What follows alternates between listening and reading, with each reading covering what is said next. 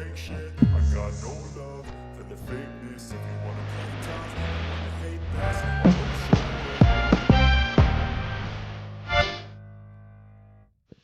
Assalamualaikum warahmatullahi wabarakatuh.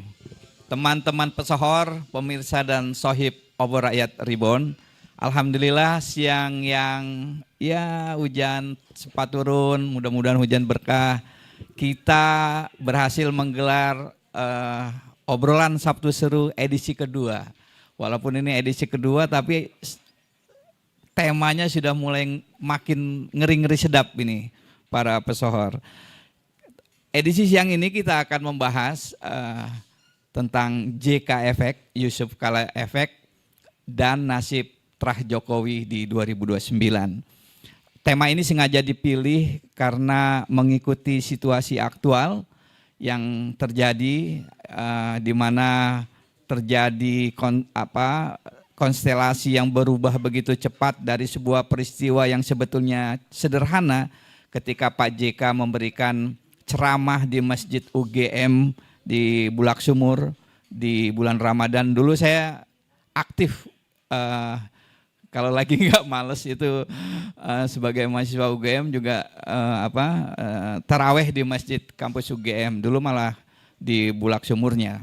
Nah itu memang biasa selalu ada tokoh-tokoh yang diminta ceramah setelah sholat Isya sebelum sholat taraweh. Itu setiap malam dari malam pertama sampai malam terakhir Ramadan itu. Kita semua sudah mengikuti ceramah beliau di medsos dan kelihatannya menjadi polemik. Nah, ingin membuka diskusi ini saya ingin pertama kali ke Bang Budianto Tarigan. Saya membaca bahwa Bang Budianto Tarigan punya, karena kita tahu beliau adalah Wakil Ketua Umum Projo, walaupun sekarang sudah insaf ya Bang ya. Nah beliau tentu saya melihat cukup berjarak lah. Ya mohon maaf beliau bukan seorang muslim, harus saya katakan beliau bukan seorang muslim. Ceramah Pak JK tadinya disebut oleh sebagian tokoh, oleh sebut saja Abu Janda, Ade Armando, dan Grace Natali dan kawan-kawan yang lainnya itu dianggap mencederai filosofi agama lain. Nah tapi ini saya menarik karena kebetulan narasumber kita Bung Budianto Tarigan mungkin bisa menjelaskan bagaimana Bung melihat sebetulnya peristiwa ini bagaimana. Silakan Bung. Terima kasih Bung Adi. Pertarungan politik menjelang tahun 2029 sudah terasa. Bahwa semua kelompok-kelompok yang bakal bertarung di 2029 sekarang udah mulai dan bahkan sudah sangat intensif. Kembali kepada konteks ceramah Pak Yusuf Kala di Masjid UGM sekitar 5 Maret 2026 ya. Beliau itu memberikan ceramah itu dalam konteks strategi penanganan konflik di wilayah konflik. Itulah kira-kira. Beliau menceritakan pengalaman empirik dalam menangani konflik. Apakah Aceh, Poso, Ambon, dan yang lain-lain. Jadi konteksnya itu adalah pengalaman beliau dalam strategi menyelesaikan konflik. Apakah konflik berbasis agama, suku, dan yang lain-lain. Nah, Mas Adi, pas di Cokro TV waktu itu, saya bilang itulah pertama kali saya tahu dipublish. Bahwa potongan ceramah itu udah diedit, dipotong sedemikian rupa, sehingga konteks secara keseluruhan itu hilang. Dan sulit saya bantah bahwa ini bukan nggak sengaja, ini adalah agenda setting. Karena saya yakin ini adalah agenda politik, jadi semua terkait dengan kepentingan dan motif politik. Maaf aja Mas Adi, Pak Jokowi mungkin masih mengharapkan dinastinya akan langgeng sekian tahun ke depan. Yaitu secara manusiawi dan orang politik, insan politik sah-sah saja. Tapi hari ini saya harus akui, Pak Jokowi babak belur ini. PSI terseret-seret ini. Apalagi masuk ke dalam wilayah yang sangat rentan. Salah pilih lapangan ini. Sampai harus Ade Armando dan Grace Natali harus keluar dulu dari PSI. Minggir dulu untuk mengurangi beban berat ini. Makanya saya berkesimpulan, yang dari awal mungkin, saya pinjam istilah politik aliran, Herbert Pett ya sama Chris Gert, mungkin mereka mau ngambil segmen pemilih Islam. Dengan mencari simpati bahwa ini ada ceramah yang mengadu antar agama. Mungkin bisa saja itu awalnya itu begitu. Tapi salah itu mereka. Pak JK itu bukan orang sembarangan yang gampang diolah kiri kanan. Kalau kembali ke kita kutub politik aliran, Mas Adi, itu kan ada kelompok nasionalis, kelompok Islam, dan kelompok sosialis ya. Kalau kita bicara soal kendaraan politik, dinasti Jokowi kan salah satu yang kita lihat kan sementara ini PSI lah ya. Untuk mencapai target mereka di 2029, kerja-kerja politik itu udah mulai dilaksanakan. Salah satu yang mengambil segmen kelompok Islam. Kedua mungkin segmen kelompok muda. Dulu kan awal berdirinya PSI itu kan kaum miskin kota dan anak-anak muda Gen Z lah ya. Basis mereka itu.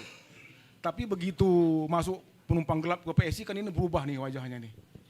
Kelompok Grace Natali saya lihat maaf ya, ini udah agak sedikit terpinggir. Kelompok baru yang muncul nih, penumpang liar ini kan. Jadi semua ini terkait dengan agenda politik 2029.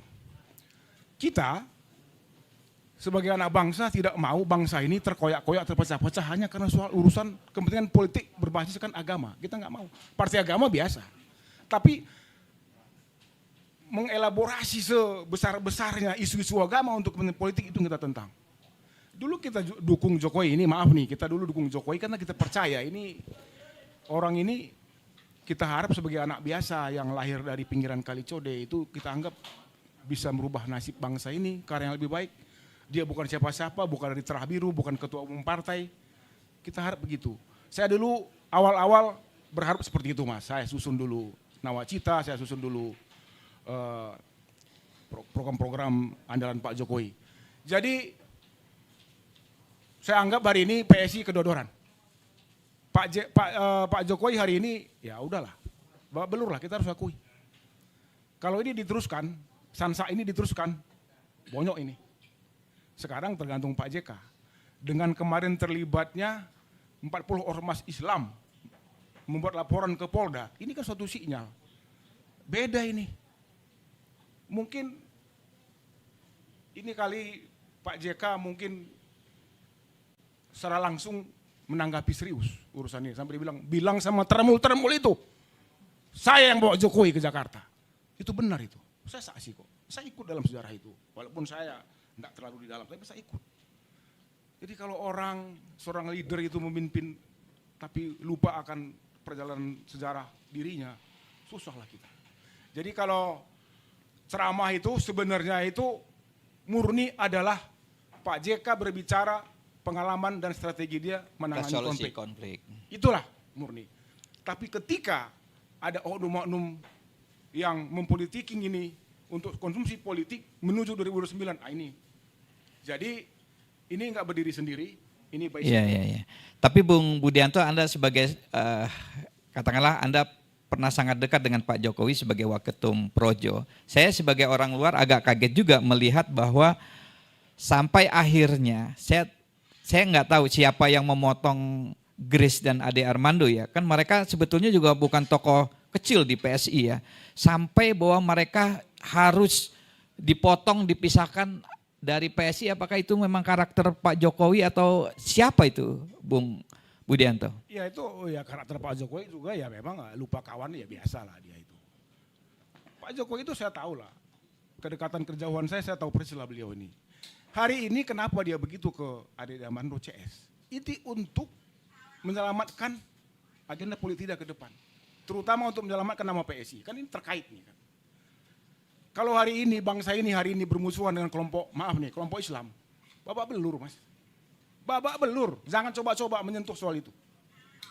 Kan tadi udah dibilang aliran itu 3, nasionalis, Islam, sosialis. 3 ini akar sosial yang sampai hari ini masih relevan, yang masih potensi. Jadi kalau bisa janganlah bermain-main soal agama. Apalagi memanfaatkan isu agama ini jadi konsumsi politik. Pak Jokowi, Anda salah kalau memilih lawan itu JK. Sederhana kok permintaan JK. Untuk mengakhiri perdebatan soal ijazah Jokowi, tunjukkan saja. Ini loh ijazah saya, selesai kok.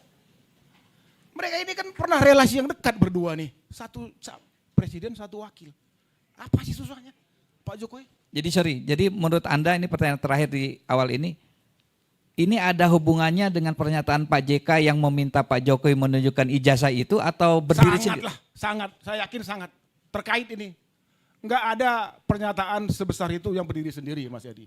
Saya yang terkait mengkait ini. Kepentingan politik semua ini. Pasti, saya yakin itu. Begitu Pak JK mengatakan, tunjukkan aja ijazahnya kalau ada, kalau asli. Oke. Berentet semua nih, pelaporan itu. Dan pemotongan pidato Pak JK itu. Jadi kesimpulan saya, hari ini PSI kedua-doran, Pak Jokowi juga babak belur. Ketiga, jangan coba-coba memainkan isu agama dalam kepentingan politik. Wah, nah, berat ini nasib terakhir Jokowi ini, kelihatannya agak berat ini. Tapi oke, terima kasih Bung. Saya ingin beralih dulu ke lawyer kita ini. Ini memang lawyer garis keras ini, tapi bagus juga ini kan ya. Bung Aka, terima kasih Anda udah hadir. Saya ingin ini Bung Aka mendapat pencerahan secara dari kacamata hukum tentang peristiwanya sendiri. Bahwa ini ada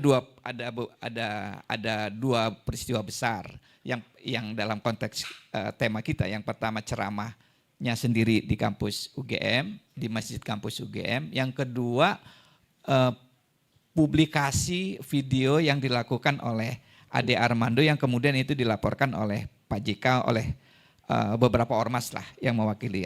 Saya melihat ada LBH Syarikat Islam, ada Hidayatullah, ada LBH Muhammadiyah. Saya lihat bukan kaleng-kaleng ini kan, ini ada. Nah, saya ingin dua peristiwa ini menurut Bung Aka posisi hukumnya seperti apa? Terima kasih.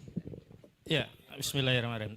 Saya meneruskan apa yang disampaikan oleh Bung Budi tadi. Menarik ini. Saya punya pandangan yang sama bahwa tonggak persoalan yang hari ini mendera PSI dan hari ini saya lihat PSI sibuk membuat tanggul, mengkanalisasi isu agar isu ini terindividualisasi hanya kepada Grace, hanya kepada Ade Armando dan bahkan Ade Armando diminta mundur, Grace tidak diberi bantuan hukum oleh PSI. Ini adalah kekhawatiran dampaknya akan memeloroti elektabilitas PSI termasuk Jokowi begitu. Jadi ditanggul seolah-olah selesai di Grace dan juga di Ade Armando. Tapi memang perdebatan ini, persoalan ini muncul ketika ada permintaan Pak JK agar saudara Joko Widodo itu menunjukkan ijazahnya. Karena sebelumnya JK merasa dia diadu domba dengan persoalan dia dituduh memberikan 5 miliar di isu perjuangan melawan ijazah palsu Joko Widodo. Saya pun sudah membantah itu karena kami tidak pernah berhubungan dengan Pak JK. Kami berjuang memang mandiri. Roy Suryo saya pastikan memang nggak ada aliran dana itu. Nah dari titik itulah kemudian ada serangan yang sangat brutal menurut saya untuk seorang wakil presiden periode 10 dan periode 12 diperlakukan seperti kita-kita. Kalau kita-kita biasa lah diperlakukan seperti itu. Tapi seorang tokoh seperti JK kok diperlakukan seperti itu, brutal sekali. Maka saya melegitimasi sikap dan pandangan Pak JA untuk marah dalam konteks perkara ini. Bahkan akhirnya kan ini yang tidak dipikirkan oleh PSI, Pak JK mampu mendelivery isunya ini dari serangan personal kepada dirinya menjadi serangan kolektif kepada umat beragama. Bukan hanya umat Islam loh ini yang protes, antar umat beragama. Dan bahkan laporan yang dibuat oleh kawan-kawan LBH PP Muhammadiyah, kemudian Syarikat Islam dan yang lainnya, itu bukan delik aduan loh. Jadi kalau hari ini PSI mencoba menempuh jalur Dewan Masjid Indonesia dan jalur HMI oleh Ahmad Ali untuk meminta perdamaian dengan Pak JK, tidak bernilai karena ini tidak terkait personal, bukan delik aduan. Pasalnya kan penghasutan 28 ayat 2 Undang-Undang ITE. Kemudian yang paling fatal untuk Ade Armando ada pasal 32 Undang-Undang ITE terkait editing tadi ya, yang ancamannya 9 tahun penjara, bisa ditahan ini karena lebih dari 5 tahun. Nah, itu yang kemudian dianggap mengganggu Jokowi. Karena apa? Karena isu soal ijazah ini sudah banyak yang memberikan pandangan, bahkan seorang Wapres ke-10-12 juga meminta untuk menunjukkan, dan ini dianggap sebagai serangan politik. Padahal motif Pak JK kan dia meyakini ijazahnya asli karena dia pernah mendampingi sebagai Wapres, wajar dong tunjukkan biar selesai. Tetapi sikap dari Jokowi dari Sulut berbeda. Dia merasa JK ini seperti yang lainnya, menuduh dirinya ijazahnya palsu, maka dia menggunakan template adagium lamanya. Katakanlah demikian ya, siapa yang menuduh, dia yang harus membuktikan. Saya hanya akan menunjukkan nanti jika ada permintaan hakim di pengadilan. Ini kan tuduhan seolah-olah JK menuduh ijazahnya, padahal latarnya motifnya berbeda begitu. Jadi sekarang ini seluruh rakyat, baik yang percaya ijazah itu palsu atau ijazah itu asli, sebenarnya sama. Keduanya ingin tahu kebenaran ijazah itu, dan ada metode yang paling sederhana yang bisa ditempuh, yakni dengan menunjukkan ijazahnya. Makanya saya di berbagai media saya sering sampaikan, Saudara Joko Widodo ini menempuh jalan yang panjang, yang melelahkan untuk meyakinkan publik bahwa ijazahnya asli, tetapi jalan itu yang pernah ditempuh itu terbukti gagal untuk meyakinkan publik. Contohnya apa? Bambang Tri dan Gus Nur, setelah keduanya masuk penjara gara-gara ngulik ijazah, apakah kemudian publik jadi yakin ijazahnya asli dengan dalih, oh sudah ada yang di penjara gara-gara ngulik ijazah gitu. Nah, terkait kasusnya yang sulit itu begini. Ketika isu ini sudah mampu didelivery menjadi isu publik dan kekuatan deliknya bukan delik lagi, delik aduan, maka JK kalaupun didatangi oleh Ahmad Ali gampang saja JK menjawabnya. Oh, urusannya bukan dengan kami, karena itu bukan laporan saya. Kemarahannya bukan lagi kemarahan kepada suatu jihad, tapi kemarahan kepada elemen umat beragama. Kenapa? Dalam isu yang sedang bergulir ini, yang menjadi tertuduh itu bukan hanya umat Islam, umat yang lain seolah-olah juga diadu domba dalam perkara yang sedang ditangani JK pada 24 atau 25 tahun yang lalu, yang semestinya itu menjadi legacy bagaimana kita membangun kebersamaan di antara perbedaan dan bahkan penyelesaian jika ada konflik, tetapi dipahami lain dengan apa? Framing seolah-olah JK melakukan upaya penghasutan, pecah belah, dan framing bahkan ada framing terhadap ajaran agama tertentu loh terkait jihad, syahid. Nah, selanjutnya yang saya baca adalah bahwa PSI itu kan punya target meningkatkan keanggotaan parlemen. Paling tidak ngantor lah di Senayan. Karena sekarang kan Senayan belum diisi PSI. Syarat agar PSI itu bisa masuk parlemen itu bukan pemilih, tetapi opini publik. Kenapa? Karena suara bisa dipesan di KPU. Keputusan bisa ditetapkan oleh otoritas penyelenggara pemilu. Sementara legitimasi atas kemenangan itu butuh opini publik. Manakala opini publik itu melihat PS ini partai pemecah belah, bukan hanya pemecah belah kelompok Islam, bahkan non-Islam pun diadu domba, maka ketika upaya untuk curang dengan memesan suara di KPU, kemudian dilegitimasi oleh otoritas pemilihan, itu tidak akan mendapatkan legitimasi dari rakyat. Dari mana suara itu? Sementara hari ini sebenarnya saya setuju dengan banyak adegan yang menyatakan yang memenangkan pemilu pilpres itu bukan suara rakyat, tetapi otoritas penyelenggara pemilu. Dan untuk mendapatkan suara dari otoritas penyelenggara pemilu, ya curang. Apa? Duit. Maka siapa yang punya modal kapital, dia bisa memesan suara di KPU, keputusan di KPU, dia bisa menghambat upaya untuk mendelegitimasi itu melalui MK dan sebagainya, dan dia bisa meminabobokkan publik tentang kemenangan itu benar melalui operasi opini, diantaranya menggunakan buzzer termasuk media. Dan sekarang siapa yang menguasai media, buzzer dan sebagainya legitimate, apalagi di tengah isu pilpres langsung. Ini berbeda ya, bedanya pilpres langsung dengan pilpres lewat MPR. Dulu yang punya otoritas kendali itu partai, karena yang menentukan adalah partai. Suara MPR itu tergantung suara pimpinan partai. Hari ini apa? Seolah-olah suara rakyat, tapi sebenarnya adalah opini umum rakyat. Dan kemudian keputusan itu bisa dipesan melalui otoritas. Baru tahu ini saya Bung Aka, kalau ternyata suara itu bisa dipesan di KPU, baru tahu saya ini kan. Tapi itu nanti tema lain, itu mungkin Pak Produser ya minggu depan atau 2 minggu lagi itu tema sendiri itu, bahwa suara itu bisa dipesan. Baru tahu saya dari Bung Aka, ya kan, demi Tuhan saya baru tahu. Nah, lagi soal ini, sebagai seorang praktisi hukum, Anda tentu punya pandangan hukum dan barangkali juga punya saran kepada APH. Dalam hal ini polisi yang sudah menerima laporan dari Ormas terkait baik Ade Armando. Kalau yang itu sebelah itu kelihatannya sudah dibatalkan ya laporan ke Pak JK. Nah, apa saran Anda ke APH terhadap kasus ini? Nah, ini sebenarnya ujiannya bukan lagi ujian bagi PSI, tapi ujian kepada APH, khususnya aparat penegak hukum. Saya sempat dengar kasus ini mau dilempar ke Polda, tidak lagi ditangani oleh Bareskrim. Seolah-olah ingin mengecilkan perkara. Sehingga mau cek ombak kalau Polda mengambil keputusan A seperti apa, kalau B seperti apa. Setidaknya nanti Bareskrim bisa melakukan revisi terhadap keputusan. Tapi kalau puncak otoritas APH ini Bareskrim kemudian mengambil keputusan yang keliru dan ini akan membenturkan masyarakat di tengah masyarakat ini protes kepada Bareskrim, dia nggak punya way out. Jadi suruh Polda dulu yang nangani. Nah, saya terserahlah. Tapi tentu saja karena laporan ini di Bareskrim dan Bareskrim memiliki kompetensi untuk menangani, menyidik perkara ini, tidak boleh lagi seperti kasus ijazah palsu. Kenapa ijazah palsu dikerjakan di Polda?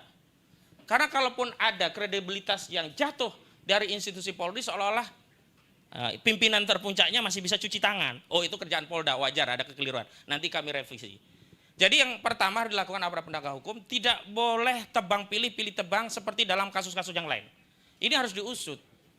Ujiannya adalah kalau kasus ini katakanlah nanti apalagi tidak ditindaklanjuti ya, tidak naik ke penyidikan, orang akan makin yakin memang aparat penegak hukum kita ini tidak berada di kendali otoritas Kertanegara, tetapi berada di otoritas Solo. KUHP-nya, KUHP-nya tidak menggunakan KUHP lama atau KUHP yang baru. Tapi maksudnya Solo itu apa, Bung Aka? Ya artinya kehendak dari Jokowi, PSI dan sebagainya itu bisa mengarahkan corak kebijakan penanganan kasus di institusi Polri. Sebagaimana yang terjadi di kasus ijazah palsu. Nah, kalau sudah demikian, ada dua yang rusak. Pertama, kredibilitas institusi Polri itu satu sisi seolah-olah tidak punya kemandirian, tidak lagi menjadi pelindung, pengayom, dan pelayan masyarakat. Kedua, otoritas negara dalam hal ini presiden. Di mana posisi Prabowo Subianto?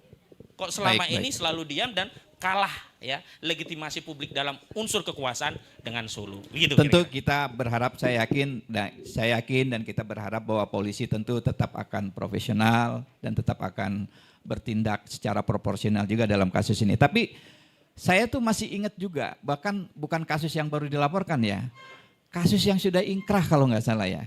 Tolong saya tolong saya direvisi kalau saya keliru. Bahkan yang sudah ingkrah berkekuatan hukum tetap dan kebetulan terkait dengan Pak JK. Betul. Itu tidak dieksekusi.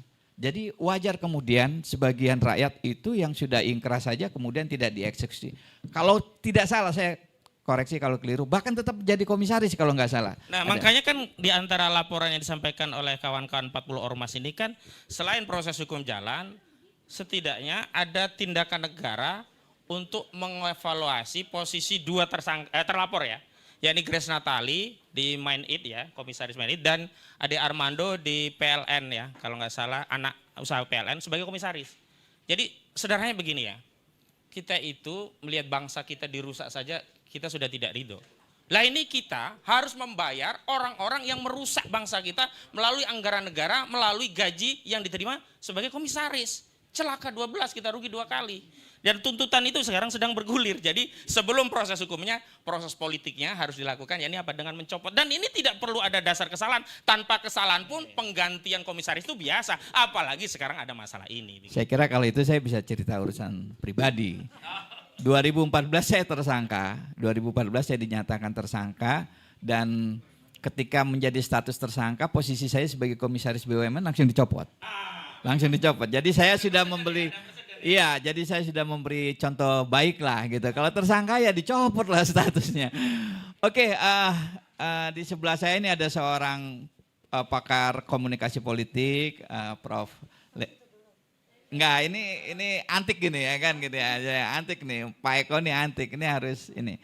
Nah, saya ingin dari Bunda Lely bagaimana Anda melihat peristiwa ini. Tentu Anda punya pengalaman yang banyak nih. Beliau ini selain guru besar komunikasi politik juga sebetulnya punya track record menarik cukup dekat dengan keluarga Teguh Umar lah, saya boleh bilang gitu ya Bunda ya. Beliau pernah jadi tenaga ahli atau staf ahlinya Pak Taufik Kemas sebagai ketua MPR dan lain-lain. Tentu ya bisa melihat peristiwa ini dari perspektif yang luas.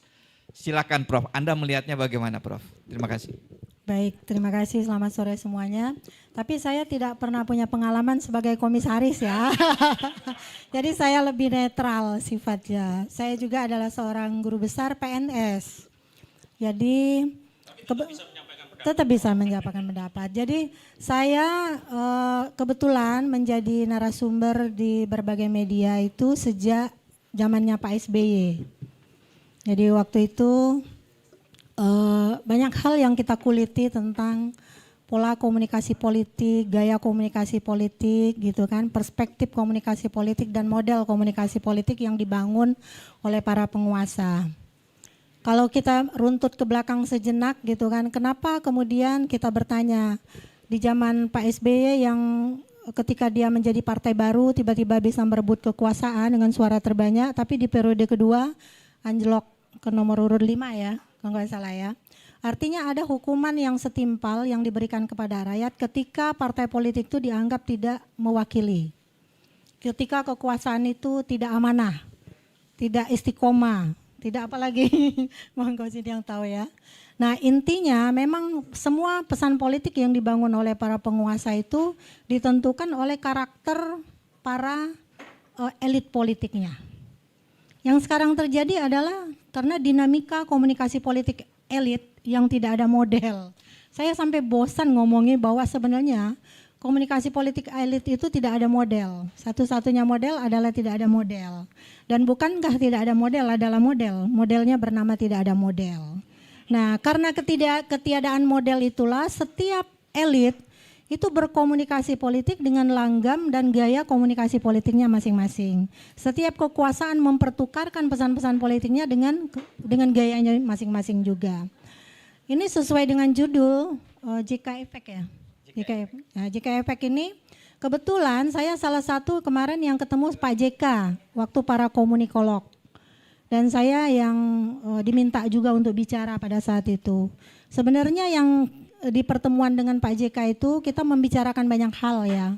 Ya salah satunya kebisingan dalam komunikasi politik berkaitan dengan hiruk pikuk ijazah Pak Jokowi. Tapi Pak JK itu orang yang begitu dewasa dalam berpolitik ya. Beliau tidak pernah mau mengatakan ketika kita pancing gitu, Pak ini palsu enggak sih Pak? Oh saya tidak tahu gitu loh. Jadi dia begitu menjaga loh relasinya dengan Pak Jokowi, dijaga sama beliau itu. Nah, terus saya pancing gimana menurut Bapak jalan keluarnya? Ya seperti yang beliau kemukakan sama. Jadi saya yang bilang juga waktu itu kalau saya Pak ya udah saya lempar ya nih ijazah gue, silakan lu telisik dengan apapun. Mau dipoto dengan kaliber berapa terserah gitu kan. Kalau kita saya bilang. Nah saya juga berpikir yang sama katanya udah Pak Jokowi perlihatkan aja. Beliau kan pernah jadi presiden dan seterusnya. Nah ketika persoalan ini disampaikan oleh Pak JK kepada media ya. Taruhlah media lah setelah dibungkus biasanya jadi heboh tuh setelah di medsos dan media. Kalau zaman dulu kan apa yang dibicarakan oleh korannya Mahdi kan dia itulah yang dibicarakan publik. Kalau sekarang terbalik kan, apa yang dibacakan oleh media online viral lalu kemudian ditarik oleh media mainstream. Itu yang terjadi. Sebenarnya yang dinyatakan oleh Pak JK itu sudah berulang-ulang dia nyatakan ya sebenarnya. Enggak ada masalah sebenarnya kan. Tapi menjadi masalah gitu ketika para pendukungnya yang katanya belum move on lah gitu kan. Yang tersinggung lah, yang lain-lain lah gitu ya. Yang menyebabkan narasi Pak JK ini menjadi bermasalah. Jadi ada 4 nih mengapa politik itu, komunikasi itu dikatakan komunikasi politik. Yang pertama ada 3 dulu nih, substansi informasi yang dihadirkan, yang kedua setting di mana informasi disebarkan, dan yang ketiga karena fungsi yang dijalankan. Substansinya, ini yang ditanyakan oleh masyarakat, oleh media, oleh orang-orang yang ingin tahu pendapat Pak JK, itu adalah tentang ijazah Pak Jokowi. Ketika Pak JK memberi saran yang menurut saya normatif, itu kan normatif saran beliau itu. Ya enggak apa-apa. Jadi ketika saran itu disalahkan, orang mendukung beliau. Itu efeknya, makanya efek JK-nya muncul di sini kan. Itu yang pertama ya, substansi informasi yang dihadirkan. Yang kedua, setting di mana informasi disebarkan. Apakah Pak JK ketika menyampaikan hal itu di tempat yang salah? Misalnya lagi pesta perkawinan misalnya gitu kan. Kan enggak masuk. Tiba-tiba orang lagi ngomong kawinan, Pak JK ditanyain soal itu lalu ngomong itu. Kalau Pak JK diundang ke sini sekarang lalu ngomong itu tempatnya tepat enggak? Tepat juga. Tepat. Jadi setting di mana informasi disebarkan itu udah tidak menyalahi secara syarat-syarat dalam berkomunikasi politik. Lalu karena fungsi yang dijalankan, siapa yang tidak tahu fungsi Pak JK? Sebagai mediator perdamaian, sebagai orang yang pernah dekat dengan Pak Jokowi, sebagai mantan wakil presiden 2 kali, sebagai tokoh nasional. Siapa yang tidak tahu fungsi itu? Tentulah ketika dia menyampaikan opininya wajib dikutip. Wajib gitu loh. Ini saya buat tanda petiknya dan memanjang gitu. Wajib dikutip. Karena barangkali itu bisa memberi jalan keluar bagi persoalan bangsa yang sudah sangat bising gara-gara ijazah ini. Saya juga kalau ditanya, Bu ijazahnya asli apa palsu? Saya juga nggak bisa jawab sebelum saya lihat kan. Artinya apa? Untuk bisa menjawabnya saya harus lihat juga dulu. Bukan hanya lihat ijazahnya, lihat juga transkripnya, siapa pengujinya, seminar proposalnya, benar kan? Lalu kemudian ditandatangani oleh siapa para pengujinya itu. Nah karena itu saya tidak bisa jawab. Makanya salah satunya jalan dari ijazah dulu yang dipertunjukkan. Baru kemudian yang lain-lain ditelisik. Ditelisik loh. Bukan hanya dilihat saja, harus ditelisik. Itu ya dari segi Pak JK Efek. Jadi sebenarnya tidak ada yang salah. Terus kemudian ada kasus pemotongan videonya Pak JK. Yang salah siapa? Pak JK-nya apa yang motongnya? Yang motongnya. Jadi tidak ada pesan politik yang hampa makna. Tapi siapa yang mempersepsikan pesan itu ya penerima pesan. Penerima pesannya Pak JK kembali kan. Kapan gua ngomong kayak gini? Substansinya bukan ini gitu kan. Dikuliklah kembali persoalan itu. Jadi komunikasi politik itu menjadi seperti lingkaran setan. Di mana kita akan memutusnya itu nggak jelas. Kalau diputus di sini ibarat ayam sama telur. Yang duluan telur apa ayam? Gitu. Dibilang ayam, ayamnya dari telur. Dibilang telur, telurnya juga muncul dari ayam kan seperti itu. Seperti itulah kira-kira. Terus kasus PSI ini ya, sekaligus ya? Iya. PSI. Kita juga mengamati proses kemunculan PSI sejak awal. Tadi dibilang muncul dari anak muda yang cukup idealis sebenarnya. Karena itu mengapa ketika di periode pertama beliau yang ada di, mereka kan tidak punya keterwakilan di DPR ya. Tapi di DPRD Jakarta waktu itu, DKI waktu itu. Itu tokoh-tokohnya cukup kritis loh PSI itu. Sehingga banyak yang mendukung argumentasi mereka ketika ngomongin soal anggaran. Sayangnya lawannya waktu itu Anies kan, gitu kan. Ada juga terjadi pembelahan di publik. Kita cukup tahu juga tokoh-tokohnya siapa. Raja Juli Antoni itu pertama kali muncul di TV bareng saya itu, beliau itu adalah pendukung Ahok waktu itu. Ya ingat ya Ahoker kan waktu itu. Dan waktu itu ketika Ahok lagi dibully soal penistaan agama. Dalam perjalanannya ternyata menjadi pengurus PSI menjadi berkah bagi dia. Mungkin garis tangan ya. Bisa jadi wamen setelah itu bahkan kemudian jadi menteri.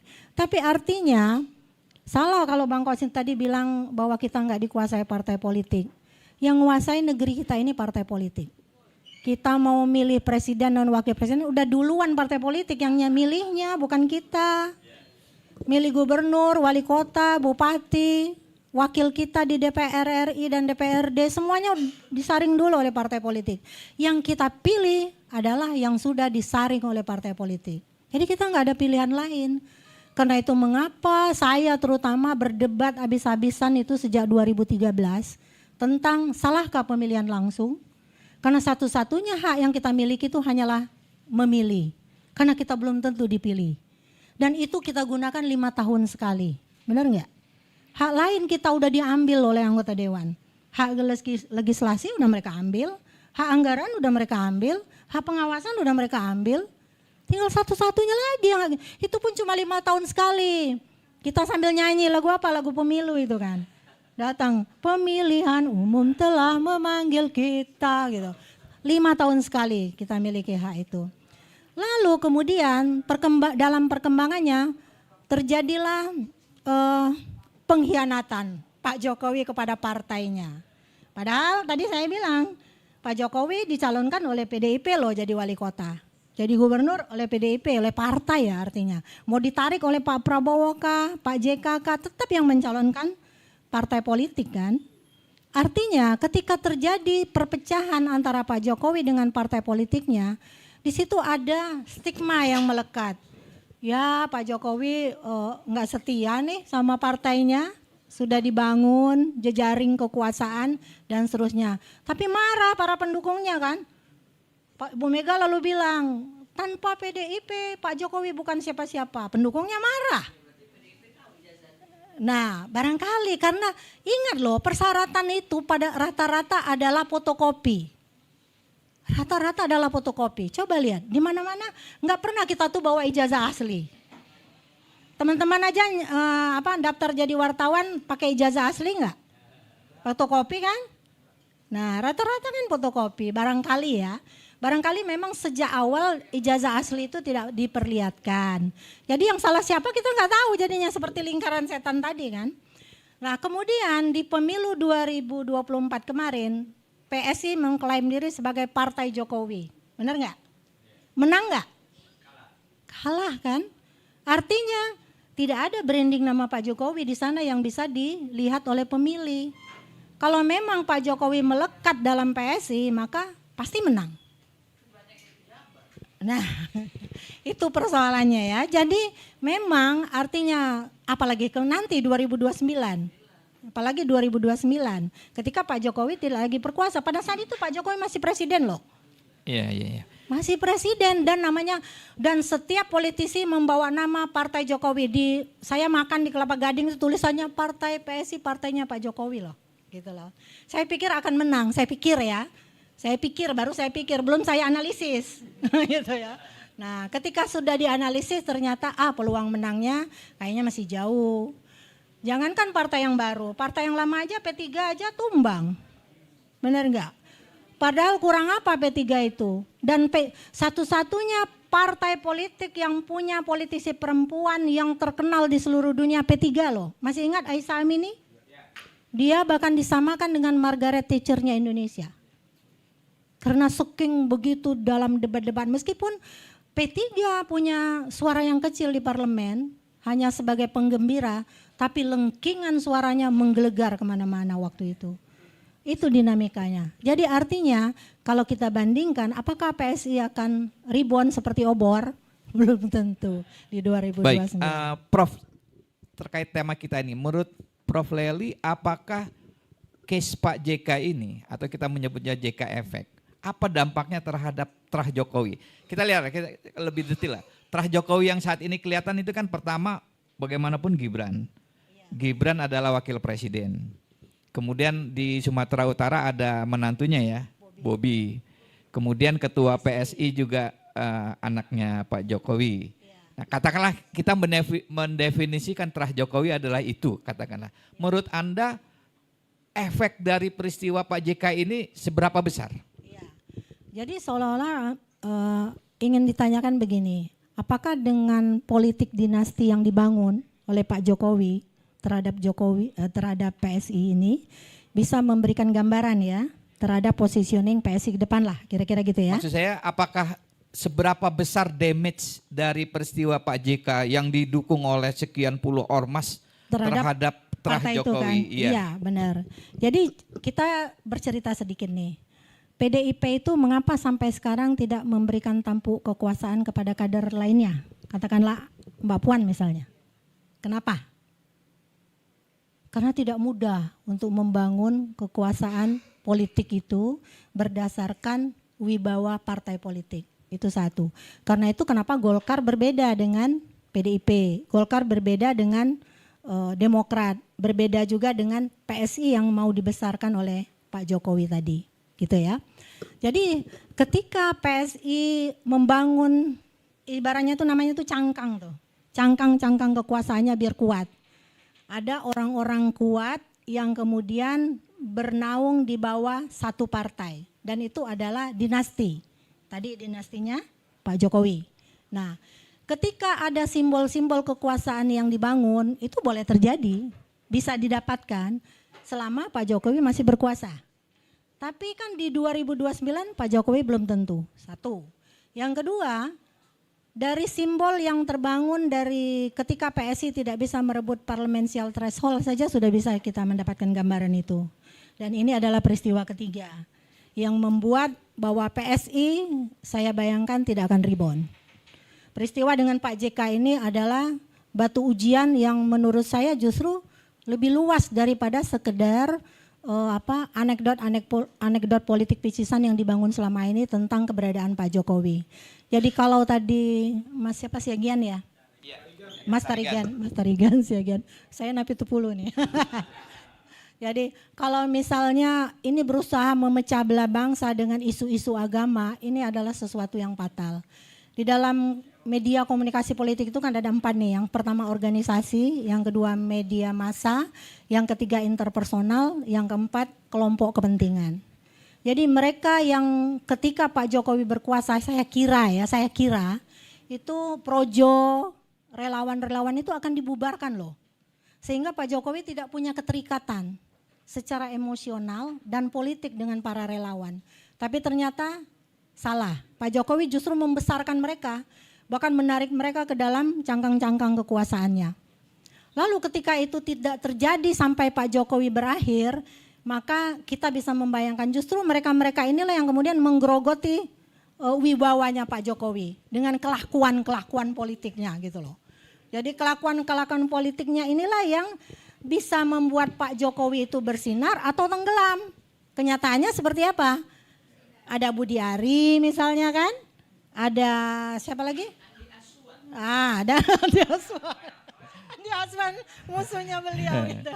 Dan lain-lain dan ada siapa tuh? Immanuel dan seterusnya.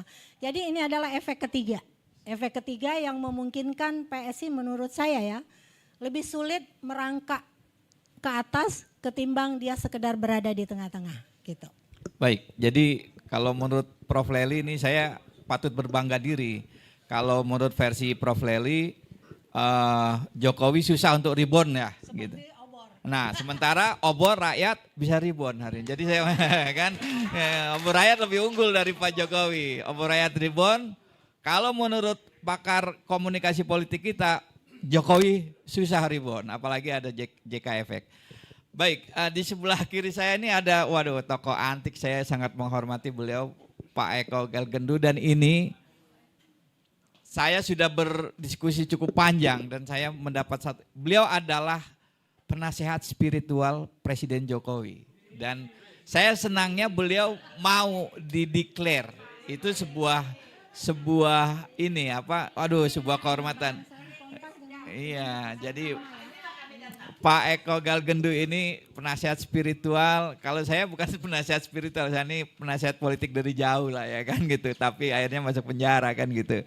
Nah, Pak Eko Galgendu ini tentu kita ingin mendapatkan insight dari beliau tentang peristiwa ini. Wabil khusus tentang tentu Pak Jokowi sendiri menarik. Tapi sebelum ke sana mohon Pak Eko berkenan sedikit bercerita kepada kami Pak Eko. Bagaimana sih Pak Eko masuk ke Pak Jokowi atau apa yang kemudian dilakukan dengan Pak Eko ketika pertama kali Pak Eko berhubungan dengan Pak Jokowi? Saya sih mendapat informasi beliau begini begitu sama Pak Eko. Nah ini mudah-mudahan media jadi tahu, nggak apa-apa. Namanya memang begini teman-teman. Semua tokoh politik, pemimpin negara itu pasti punya penasihat spiritual. Enggak, tapi dalam konotasi positif ya. Dalam konotasi positif gitu, itu. Bang. Karena politik itu kan 3D, duit, doa, dukun. Nah doa, saya melihat Pak Eko dari sisi doa. Saya juga punya penasihat spiritual tentu saja kan, orang tua kita, guru-guru kita. Monggo Pak Eko. Terima kasih. Assalamualaikum warahmatullahi wabarakatuh. Salam damai sejahtera bagi kita semua. Tadi pertanyaan Bapak Moderator supaya kita menceritakan dulu latar belakang kita. Atau menempatkan dulu posisi kita. Bapak dan Ibu semuanya, ada sesuatu hal beban berat yang kemudian kami pikul. Sewaktu kami tanda tangan di sebuah akta notaris di tanggal 18 Maret tahun 2003. Yang menandatangani 7 orang. Yang pertama adalah Kiai Haji Abdurrahman Wahid. Yang kedua adalah sampean dalem ingkang sinuwun Kanjeng Susunan Pakubuwono 12. Yang ketiga adalah Cokordi Gede Agung Suyase. Yang keempat adalah Habib Cirsin. Yang kelima adalah Biku Sripanya Faro Mahatera. Yang keenam adalah Mas Yuli, yang sebenarnya dia mengganti posisi Pak Ruslan Abdul Ghani. Yang ketujuh adalah saya sendiri, Eko Srianto. Dan sejak saat itu secara aklamasi Gus Dur sama Sinuwun memberikan kepercayaan kepada kita sebagai ketua.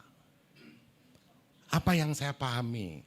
Yang saya pahami adalah meneruskan apa yang menjadi harapan cita-cita daripada Sri Susunan Pakubuwono 12 dan Gus Dur. Untuk apa? Untuk bangsa dan negara ini. Itu di tahun 2003. Di mana pastinya kami mencari dan terus mencari satu kalimat yang dipesankan Sinuwun almarhum kepada kita. Cari dan temukan orang-orang yang mempunyai niat tulus dan jujur untuk mengabdi kepada bangsa dan negara.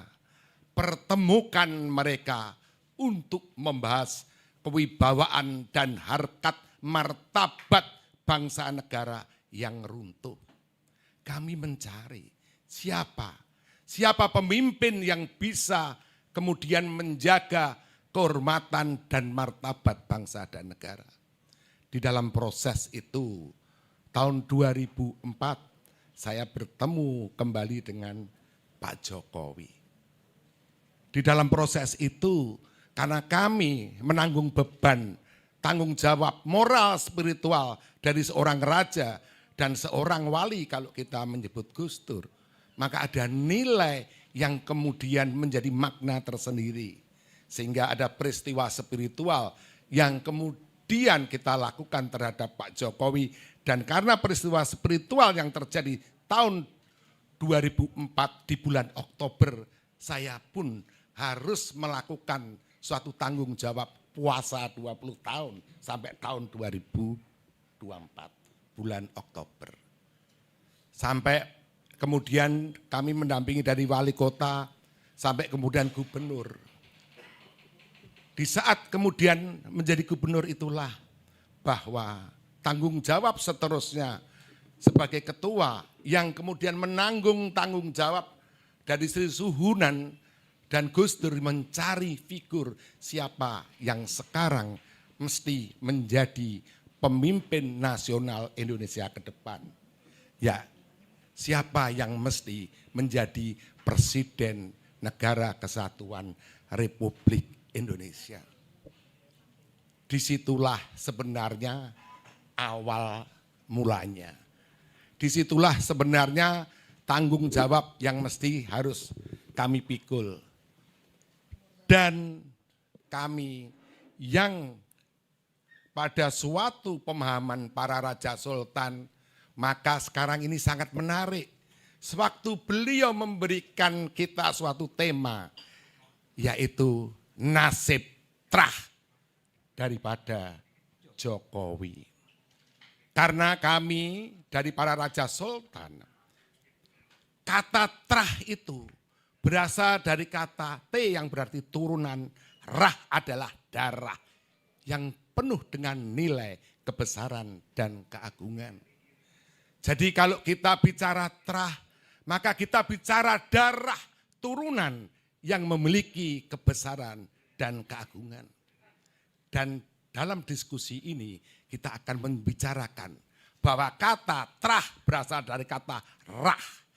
Rah ada hubungannya dengan satu kata yang disebut raja atau raja. Diskusi hari ini akan menentukan apakah Jokowi bisa kemudian menjadi Raja Jawa atau tidak. Kita mulai pastinya dari filosofi spiritualnya dulu. Sewaktu saya memahami sebuah nama dari Yusuf Kalla, karena nama adalah doa dan harapan. Kata Yusuf secara nilai diartikan Tuhan akan menumbuhkan, Tuhan akan meningkatkan. Kalla artinya adalah kekuatan yang memiliki suatu dasar landasan yang kuat. Jadi Tuhan akan menumbuhkan, Tuhan akan meningkatkan kalau kita sebagai manusia memiliki dasar landasan suatu kehendak tujuan yang kuat. Kebetulan siapapun calon presiden yang menggandeng Bapak Yusuf Kalla dapat kemudian menjadi presiden. Dari Bapak Susilo Bambang Yudhoyono sampai kemudian Bapak Joko Widodo. Permasalahannya sekarang, orang yang kemudian bisa meningkatkan dan menumbuhkan, bahkan mengembangkan karena memiliki dasar landasan yang kuat sudah dipotong. Sudah kemudian dalam nilai yang lain sudah diingkari oleh orang-orangnya Jokowi sendiri. Maka dalam nilai itu pastinya langsung atau tidak langsung, kalau ini menyangkut nasib daripada Trah Jokowi, maka Trah Jokowi sudah memotong sejarah orang yang pernah memberikan jasa yang baik, nilai yang baik, nilai yang bisa menumbuhkan dan mengembangkan seseorang yang kemudian dapat menjadi seorang presiden. Dan saya adalah orang yang pertama, kalau Jokowi tidak bersama dengan Yusuf Kalla, maka Jokowi tidak akan menjadi presiden Republik Indonesia. Dan sekarang beliau sudah dipotong. Kedua, segala permasalahan, apalagi orang-orang besar, ditentukan oleh pilihan hidupnya sendiri. Pilihan hidup itulah yang disebut nas, pilihan. Yang akan menentukan yang namanya nasibnya ke depan. Jadi sebenarnya siapa yang menentukan berlanjutnya, berkembangnya nasib daripada Trah Jokowi tergantung Jokowi sendiri. Tetapi permasalahannya, dia sudah memotong orang-orang yang sudah membesarkannya. Kedua, kita ingat kami yang berhubungan dengan para raja sultan di Nusantara. Bapak Ibu semuanya tahu, kenapa Sri Sultan Hamengkubuwono IX itu bisa sampai kemudian ke-10. Karena dia berikrar, karena dia berjanji akan terus bersama-sama dengan para pendukungnya, menyatu dalam suatu kesetiaan dan ikatan. Demikian juga Sri Susuhunan Pakubuwono bisa sekarang mau menuju ke-14, karena dia berikrar, karena dia berjanji dengan para pendukungnya. Demikian juga Kanjeng Gusti Pangeran Aryo Adipati Mangkunegaran. Sekarang sudah menuju ke-10. Sri Mangkunegara pertama yang kita sebut dengan nama Pangeran Sambernyowo, dengan nama asli Raden Mas Said, juga membuat ikrar. Ikrarnya sangat dikenal dengan istilah tiji tibeh. Artinya mati siji, mati kabeh. Pertanyaannya, apakah kemudian Pak Jokowi melakukan hal tersebut. Mati kan. Kedua, dalam konsep Sri Mangkunegoro, beliau juga kemudian punya konsep yang namanya Tridharma. Dalam bahasa Jawanya adalah duwe rasa hangrungkepi handarbeni mulat saliro hangrosowani. Artinya adalah duwe rasa hangrungkepi, kita harus punya rasa memiliki terhadap bangsa dan negara ini. Hangrungkepi artinya adalah rasa bertanggung jawab dan selalu kemudian mawas diri dan introspeksi, baik secara pribadi maupun secara kepemimpinan, yaitu bangsa dan negara. Pertanyaan saya kepada Bapak dan Ibu semua, apakah kemudian Bapak Jokowi dan terahnya ini memiliki kemauan untuk kemudian merasa memiliki bangsa dan negara ini? Tidak. Jawabannya ya atau tidak ya? Apakah kemudian keluarga Pak Jokowi ataupun Pak Jokowi punya rasa tanggung jawab terhadap bangsa dan negara ini? Ya ini. Ketiga ya, apakah kemudian Pak Jokowi dan keluarganya selalu mawas diri dan introspeksi? Tidak. Apakah kemudian Pak Jokowi mengikat janji kesetiaan dengan para pendukungnya sehidup dan semati? Tidak. Kalau tidak, berarti Pak Jokowi tidak akan pernah menjadi raja. Karena raja harus bisa mampu meneruskan apa yang menjadi darah keturunannya karena pengabdiannya terhadap bangsa dan negara.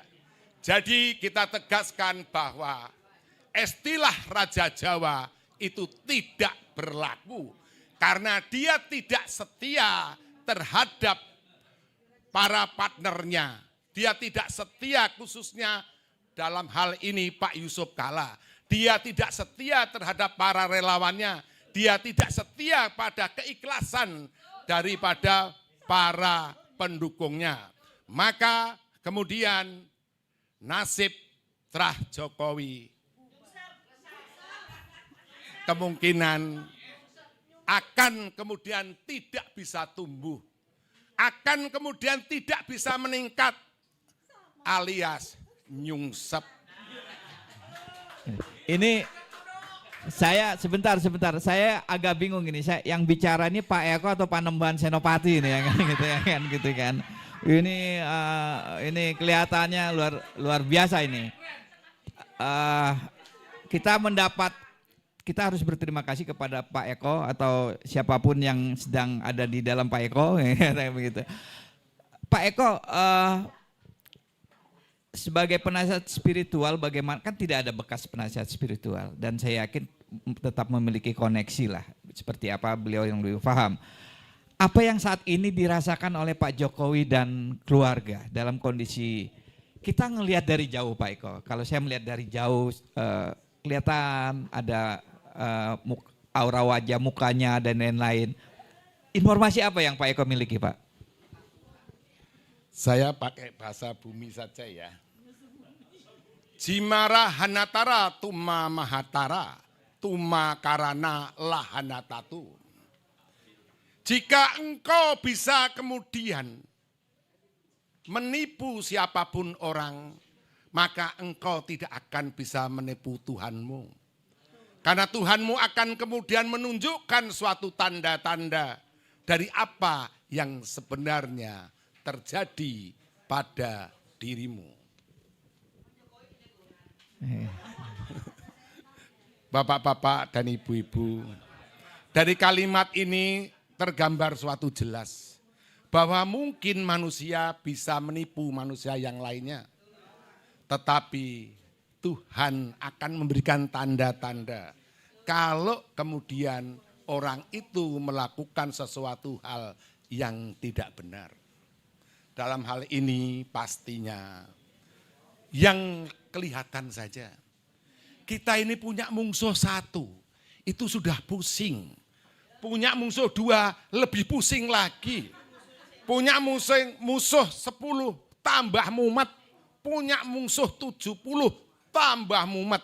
Lah kalau kemudian dimusuhi oleh sedemikian banyak orang, sudah mumet, pusing. Pusingnya bukan hanya 7 keliling. Akhirnya sebenarnya apa yang menjadi kebijakan seorang pemimpin yang sebaiknya? Kebijakan seorang yang pemimpin yang sebaiknya adalah mujara hanatara, tuma mihatara, janara hanatami, katara nantu. Hormatilah dan layanilah apa yang menjadi keinginan dari setiap hati di dalam jiwa bangsamu. Rengkuhlah mereka dan kemudian ajaklah. Karena disitulah kepemimpinan itu berada. Karena disitulah jiwa bangsa itu ada. Dan disitulah Tuhan akan menyatu dalam kepemimpinan bangsa dan negaramu. Baik, sebelum dilanjutkan saya harus disclaimer dulu bahwa Obor Rakyat Reborn, obrolan Sabtu Seru ini sebetulnya selalu berupaya karena kita adalah jurnalis, kita selalu berupaya untuk berimbang sebetulnya. Sampai saat ini kita gelar yang kedua ini sebetulnya selama beberapa hari kami mencoba meminta dengan hormat kehadiran dari teman-teman PSI. Kita menghubungi beberapa petinggi PSI. Itu kewajiban dari kita untuk mengundang. Tapi sepertinya memang ya kita menghormati juga kebijakan mereka untuk katakanlah tidak merespon isu ini lebih lanjut. Kelihatannya mereka cukup sadar bahwa ternyata ini menjadi blunder. Nah tadinya saya berharap Pak Eko sebagai penasihat spiritual itu membela Jokowi tadinya. Terus saya berharap supaya berimbang. Harusnya Pak Eko ternyata waduh, ini Pak Eko mungkin tadi pagi subuh sudah punya ini. Saya berharap beliau ya menjelaskan. Jadi begitu. Jadi saya harus disclaimer bahwa sebagai host, sebagai penyelenggara kami harus cover both side. Sudah kami minta dan tema-tema selanjutnya juga kita akan seperti itu. Kita akan cover both side. Oke, saya akan kembali ke Bung Budianto Tarigan. Bung Budianto, Anda sebagai orang yang juga sama seperti Pak Eko sebetulnya pernah memiliki kedekatan secara khusus dengan Pak Jokowi. Melihat apa ya, persoalan yang kelihatannya makin rumit ini. Makin rumit. Hal-hal yang dianggap sepele memang itulah. Kadang-kadang kan katanya kan kepak sayap kupu-kupu di Amazon bisa menyebabkan taufan di mana, itulah hubungan. Nah ini mungkin juga teman-teman di PSI atau kelompok Pak Jokowi memang merespon secara emosi gara-gara Pak Jokowi menyebut, Pak JK menyebut soal ijazah. Tapi kemudian merespon soal ceramah di Masjid UGM itu menurut saya juga itu blunder politik yang luar biasa. Nah sebagai orang yang pernah dekat dengan Pak Jokowi, Anda melihatnya sekarang kondisinya seperti apa? Bung Budianto Tarigan, silakan. Terima kasih Mas Adi. Jadi saya itu titik temu dengan Pak Jokowi itu adalah soal nilai, value di situ. Kalau saya boleh mengatakan ideologi, walaupun beliau pernah ngomong nggak penting ideologi, ini perbedaan kita di sini. Saya dengan kawan-kawan awalnya percaya bahwa beliau ini mungkin kalau bahasanya Mas Eko tadi ini satria piningin atau apalah kalau bahasa Jawanya. Saya kan ini kan dari seberang, jadi kurang paham soal ini. Dari sisi tampilan ya, Pak Aka, saya yakin dulu beliau ini jujur, merakyat sederhana. Ternyata saya yang salah atau memang dia yang nggak benar, nggak ngerti saya ini. Jadi kalau Mas Adi bilang cukup dekat, sebenarnya kita itu dekat bukan personal. Kita itu dekat dari sisi ide, gagasan, nilai, value lah ya. Awal-awal dulu saya kenal beliau itu kan di Jakarta menghadapi Pilgub ya. Cuman saya ketemu nggak terlalu intensif. Saya ketemu intensif itu setelah menjelang Pilpres. Waktu itu kita bentuk Projo memang. Walaupun Projo itu bagi saya itu masa lalu. Karena sebenarnya ini ya kardus juga sih sebenarnya. Jadi Mas Adi, teman-teman sekalian, saya dulu menganggap beliau ini bisa membawa bangsa ini ke arah yang lebih baik, itu dulu satu. Kedua, saya anggap dulu orang sederhana ini kuat pendiriannya dan nggak berubah. Saya dulu agak rutin ke istana mewakili Projo, tentu dengan membawa gagasan-gagasan. Titik singgung saya yang tidak cocok pertama itu adalah soal WUS. WUS ini 2007 apa 2000 berapa ya? Di situ saya mengatakan bahwa ini belum relevan ini Pak sekarang. Kalau bicara soal prioritas, belum saatnya sekarang kita punya WUS. Masih ada kepentingan dan urgensi yang lain yang lebih penting. Ternyata mungkin ya beliau punya pertimbangan sendiri ini terus. Coba lihat, utang kita sekarang berapa harus ditutupi dengan WUS. Kebijakan-kebijakan gini, seperti inilah yang membuat saya itu mungkin saya tidak pada posisi untuk mengiyakan yang tidak sama dengan value yang saya yakini. Beliau nggak nyaman, ya saya juga mungkin tahu diri. WUS itu pertama. Dan tolakan dari teman-teman juga keras sebenarnya. Cuman karena teman-teman yang lain mungkin punya pertimbangan lain, ya mereka terus ya mungkin sekalian cari makan kan untuk ngejar posisi, itu hak mereka lah. Jadi soal nilai yang kedua. Yang pertama. Yang kedua, kita yakin bahwa setiap masa ada orangnya, setiap orang ada masanya. Ya kita lupakan aja diskusi dengan Jokowi sebenarnya. Lebih penting kita bicara ke depan soal bangsa ini. Saya pertama kali pilpres itu pidato saya di Ponegoro. Pak Jokowi itu lebih memikirkan anaknya daripada bangsa ini. Apa yang kita bisa harapkan? Enggak apa-apa kalau beliau tersinggung dengan omongan saya, silakan saja. Gitu loh. Jadi begitu value sama kita dia udah nggak masuk, ya sudah bubar aja. Dan saya cuma nggak nyampe satu periode saya di Projo, nggak nyampe. Saya punya jalan lain. Terakhir saya pamit kawan-kawan, saya tempuh jalan yang berbeda. Jadi yang ketiga adalah soal Jokowi efek konflik dengan PSI lah saya bilang ya, Ade Armando CS JK ya. Saya dalam hal ini juga nggak ada kepentingan personal dengan Pak JK. Cuman kalau menurut saya Pak Jokowi dan kawan-kawan salah pilih. Baik salah pilih figur lawan maupun salah pilih isu. Saya setuju dengan Ibu tadi bahwa partai politik hari ini sangat menentukan wajah dan nasib bangsa ini ke depan. Mas Aka, sangat menentukan. Mau jadi bupati, mau jadi gubernur, semua kan harus lewat partai. Jadi ini yang lebih penting kita diskusikan ke depan, bagaimana soal nasib bangsa ini ke depan daripada kita bicara masa lalu yang semuanya jadi masalah hari ini. Mas Adi, kawan-kawan, dolar hari ini udah 17.600 loh, jangan salah. Mau bilang apa kita hari ini?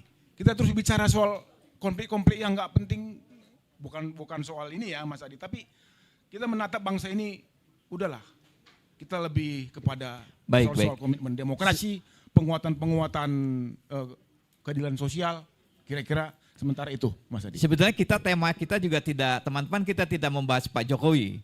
Kita itu temanya Trah Jokowi, jadi JK efek dan nasib Trah Jokowi. Nah, Trah Jokowi ini, saya sekali pertanyaan satu lagi ke Bung Tarigan. Salah satu Trah Jokowi yang sekarang berada di puncak kekuasaan kan ada Gibran Rakabuming. Dengan peristiwa ini, dan sebelum peristiwa ini pun kita semua mendengar bahwa Pak Jokowi masih pagi-pagi sekali sudah mendeklarasikan bahwa Prabowo Gibran untuk 2029. Yang itu kemudian direspon secara negatif oleh Partai Gerindra. Nah, Bung Tarigan melihat peristiwa Pak JK ini seperti apa peluang Gibran mendampingi Pak Prabowo di 2009?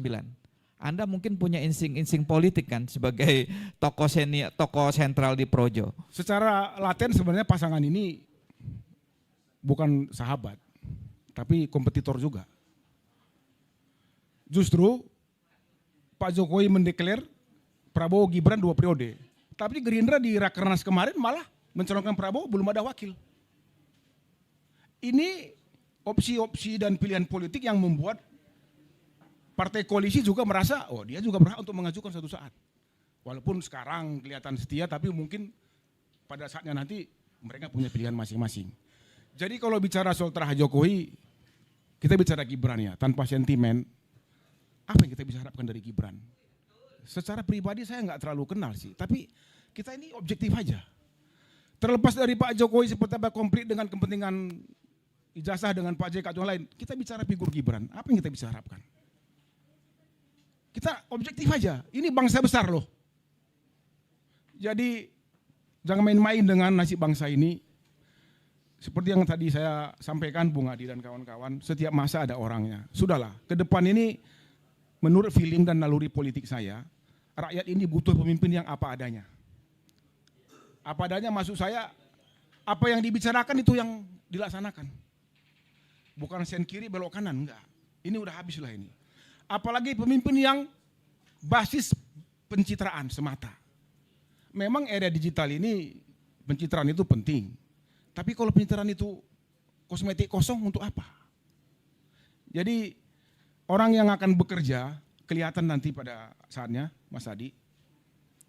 Terah Jokowi kita ganggu atau tidak, seleksi alam bekerja. Dan tuntutan zaman saya rasa akan mengerucut kepada figur-figur yang memang betul-betul komit kepada kebangsaan kita, kepada cita-cita proklamasi kita. Dan dari sisi subjektif, personalnya ini jangan bermasalah soal dirinya.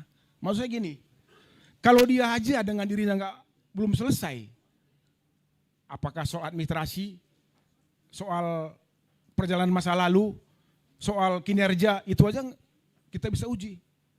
Nggak banyak nanti nih. Kita harus kawal ini. Kita harus tumbuh kembangkan. Saya setuju dengan forum ini Mas Adi. Biar bangsa ini punya pilihan-pilihan. Bahwa partai politik juga harus mendengarkan suara akar rumput. Jangan karena transaksi-transaksi tertentu, ya partai politik, ya seperti ini. Coba. Jadi, saya kembali ke judul, terah Jokowi kita ganggu atau tidak, saya rasa nggak relevan dengan zaman yang akan datang. Oke, baik. Habis. Tapi Prof. Lely, saya ingin ke Anda, ada yang menyebut bahwa Gibran itu wapres terbaik, ya kan, sepanjang masa. Jadi, dan kita boleh setuju, boleh tidak, tapi mungkin saya ingin pandangan Prof. Lely seperti apa tentang hal itu atau terah Jokowi lainnya. Silakan Prof. Pertama, memang ketika Pak Jokowi muncul pertama kali kan, itu gara-gara teman-teman wartawan juga loh. Gara-gara ini dan yang lain-lain loh. Jokowi dijadiin media darling, bener nggak? Belusukannya begitu diangkat di seluruh media. Sampai kemudian itu majalah temennya Mas Adi juga ya, majalah Gatra itu 3 terbitan berturut-turut minta tulisan opini saya. Menulislah saya di situ. Namanya Jokowi dalam gestur kepemimpinan. Itu tadi dengan segala puja-puji ya. Puja-pujinya begini maksudnya. Di saat obor menyerang saya puja-puji waktu itu. Ya, puja-pujinya bukan apa. Kita berharap ada sosok pemimpin yang bukan dari kalangan elit bisa muncul ke permukaan. Jadi tidak harus anak presiden untuk jadi presiden, tidak harus jadi anak menteri dan seterusnya ya. Tidak harus dekat dengan kekuasaan. Itu awal mulanya kan. Kemudian dia juga memamerkan dia satu-satunya yang berani menghukum mati bandar narkoba, ya kan enggak? Presiden sebelumnya enggak berani kan? Nah, saya tulis juga itu. Jadi pesan politik di balik hukuman mati bandar narkoba waktu itu. Terakhir bertaruh kemenangan di Mahkamah Konstitusi, tulisan saya. Jadi awal kemunculannya menjanjikan harapan, awal ya. Tadi seperti ketika Abang juga masuk ke Projo dan yang lain-lain kemudian keluar juga karena ada harapan. Jadi setiap kali pergantian kepemimpinan ada 3, ada harapan, ada perubahan, ada unity atau kesatuan. Ada 3 kategori sebenarnya. Nah, kalau kemudian dalam cerita selanjutnya di akhir masa jabatan muncul lagi Gibran yang ditanyakan tadi. Kita semua seperti diaduk-aduk perasaannya. Ini toh legasi yang mau dibangun oleh Pak Jokowi, yaitu menghadirkan Gibran. Segala perdebatan muncul di Mahkamah Konstitusi, saya juga menulis. Jadi demokrasi prosedural yang kita bangun dan seterusnya dan sebagainya. Apa boleh bulat daripada gepeng? Dengan alasan rakyat yang memilihnya 58% dia menjadi wakil presiden. Di setengah perjalanan pergolakan itu terus tidak terimanya masyarakat terhadap sosok Gibran ini banyak gitu kan. Tapi atas nama konstitusi juga kita tidak bisa melakukan apa-apa. Ada isu pemakzulan lah, ada teman-teman dari pensiunan yang menandatangani. Kemudian di DPR nggak disidangkan. Jalur-jalur konstitusi sudah dilalui semua kan artinya kan. Nah, semuanya tenggelam. Lalu kemudian apakah sosok Gibran menjanjikan? Sama seperti yang kita bayangkan, jika dia dicalonkan oleh partai politik mana yang akan mencalonkan? Pertanyaannya itu. Tadi Gerindra sudah mengunci Pak Prabowo tanpa wakil dulu kan? Nah, PSI yang akan mencalonkan. Nah, jika itu bayangannya udah kelihatan dari sekarang. Jadi kalau angan-angan politik semua orang punya keinginan, punya kemauan. Semuanya pengen jadi elit. Karena semua karpet merah kekuasaan itu adalah jaminan hidup sampai tua. Gitu ya. Kenapa orang dalam teori peran dibunyikan itu, mengapa ia diributkan? Karena ia diperebutkan. Apa itu? Kekuasaan. Bahkan setingkat kepala desa sekalipun berebut, orang bisa bunuh-bunuhan gitu loh. Apalagi presiden dan wakil presiden. Jadi kalau soal prospek masa depan, saya kira kita harus kocok ulang tentang kepemimpinan. Tadi yang seperti Bang Tarigan bilang juga ya, kita harus memikirkan siapa nih yang figur yang benar-benar bisa mengangkat harkat dan martabat kita dari segala bidang. Jadi bukan hanya kemenangan secara konstitusional, yang diklaim secara konstitusional, tapi cara untuk memenangkan pertandingan itu. Proses. Kita juga mau jadi pegawai, mau jadi apa, proses meritokrasinya demikian rumit kan, apalagi menjadi kepala negara atau wakil kepala negara, gitu kira-kira. Kalau ini pertanyaannya bukan sebagai pengamat komunikasi politik nih, Prof. Sebagai pribadi Anda setuju atau tidak setuju kalau paket Prabowo Gibran lanjut di 2029? Saya itu selalu apa ya, tidak suka pada satu bentuk dalam sekali coba. Artinya apa? Artinya pengen merasakan hal yang berbeda, kecuali suami ya, nggak bisa menolak gitu. Jadi dalam hal jabatan kita pengen tahu nih, jika kapasitas kepemimpinan sudah seperti apa, kita sudah bisa menilai. Kenapa seperti nggak ada orang lain di negeri ini? Mungkin yang di sini lebih pantas kalau mereka ikut proses meritokrasi kan, kita belum tahu. Termasuk yang di depan ini kali kan, minus saya, gitu. Artinya dari kacamata saya pribadi, kita cobalah yang lain dulu lah. Barangkali ada yang jauh lebih berkapasitas, berkualitas, dan punya motivasi luar biasa untuk bangsa dan negara ini. Baik. Saya kira itu. Baik. Cuma ada dua istilah yang disebut oleh Prof. Lely, berkapasitas dan berkualitas. Tapi mungkin Prof. Lely lupa bahwa di Indonesia ini ada yang ketiga, isitas ya kan. Itu problemnya. Dengan 3D tadi, duit, doa, dan dukun. Iya. Saya ingin beralih ke Bung Aka lagi. Bung Aka, case ini bagaimanapun juga tadi ada kerangka hukumnya. Kerangka hukum tadi Anda sudah bercerita juga bahwa ini sebetulnya bukan delik aduan absolut tapi pidana umum.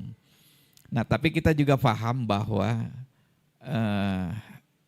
bukan pendapat saya pribadi, tapi saya melihat di banyak medsos ada istilah no viral, no justice, itu kan. Itu bukan pendapat pribadi, saya bisa setuju bisa enggak. Dan tapi kita juga melihat bahwa banyak sekali kasus yang kemudian diberitakan di media atau viral lah, itu kemudian cepat sekali dilakukan upaya penegakan hukum dan kita harus patut mengapresiasi Polri dalam hal itu. Tadi pagi saya baca, ketika kesini saya membaca bahwa orang yang misalnya ya melindas mahasiswi Unpad di gang akhirnya ditangkap, itu karena viral. Kemudian ada seorang katakanlah pengurus pesantren di Pati juga walaupun sudah melarikan diri ditangkap. Itu menurut saya karena ada atensi publik. Nah, dalam case ini apa yang harus kita lakukan, Bung Aka?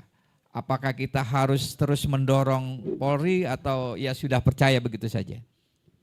Ya, yang harus kita ketahui bahwa hukum itu ada di bawah kendali otoritas politik. Jadi adagium kedaulatan hukum itu sebenarnya ada dalam tataran konstitusi, teori, tetapi dalam aplikasi tetap otoritas tertinggi adalah otoritas politik.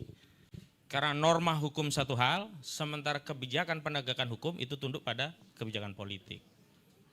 Kalau dikatakan no viral no justice, yang sudah viral pasti cepat diproses, enggak juga, tergantung motif kekuasaan seperti apa. Contohnya ijazah palsu udah setahun lebih nih, gitu-gitu doang, bolak-balik saja, berkas sudah segini. Kenapa? Karena ada kehendak politik yang punya target yang berbeda dengan masyarakat. Kalau masyarakat kan ingin kasus itu segera terungkap, yang palsu ya jelas palsu, yang asli ya segera asli, kalau memang asli tapi ya.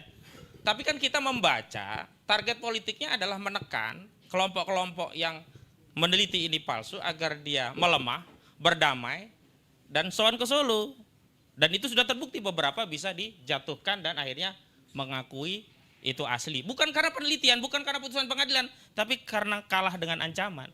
Jadi situ kita bisa membaca bahwa organ kekuasaan telah menggunakan institusi kepolisian untuk menekan pihak yang lain agar mengakui keaslian itu, dan harapannya memang semua kalau bisa itu restoratif justice, damai, dan dengan perdamaian itu diakui ijazah itu asli. Tapi kan faktanya perlawanan ini terus. Nah, di kasus ini kita akan melihat apakah atensi kekuasaan akan mengadopsi peristiwa kasus ijazah palsu. Kalau itu yang terjadi, kasus ini nggak akan cepat diproses, lama. Tunggu biar ada terjadi perdamaian antar para pihak, dan tentu perdamaian dimaksud mengikuti intensi kekuasaan itu kemana. Dan kekuasaan itu ada dua ya. Yang pertama ada kekuasaan formal yang mereka punya otoritas jabatan hari ini. Yang kedua kekuasaan non formal tapi mampu ngelendoti. Nah, istilahnya Pak Amin Rais ya. Jadi kalau hari ini Pak Amin Rais meminta agar Presiden Prabowo Subianto untuk menjauhkan dari lendotannya Teddy, saya lebih jauh. Presiden hari ini harus menjauh dari lendotannya Jokowi. Karena apa? Corak penegakan hukum itu tidak ansih ikuti norma, tetapi dia akan mengikuti policy kekuasaan. Kecuali kalau itu tidak ada atensi kekuasaan, biasanya apa? Duit yang besar atau tuntutan masyarakat lebih besar. Kalau duit lebih besar nggak ada tuntutan masyarakat, jalan itu duit. Norma mah belakangan. Pasal bisa dicarikan, pendapat hukum bisa dicarikan. Kalau pendapat hukumnya mau SP3, carikan tokoh yang bisa memberikan pendapat bahwa ini sah untuk SP3. Tapi kalau ingin memberatkan, cari pendapat tokoh yang untuk memberatkan. Sesuai dengan konteksnya apa begitu. Nah, saya melihat ujian dari institusi kepolisian adalah yang pertama, institusi kepolisian dalam ini Barreskrim ya, tidak mendelivery kasus ini ke Polda. Yang artinya itu mengkerdilkan kasus, sekaligus melempar ke Polda. Jika ada sesuatu yang tidak sesuai dengan ekspektasi kekuasaan, apa yang dilakukan oleh Polda bisa dievaluasi atau dianulir oleh Barreskrim.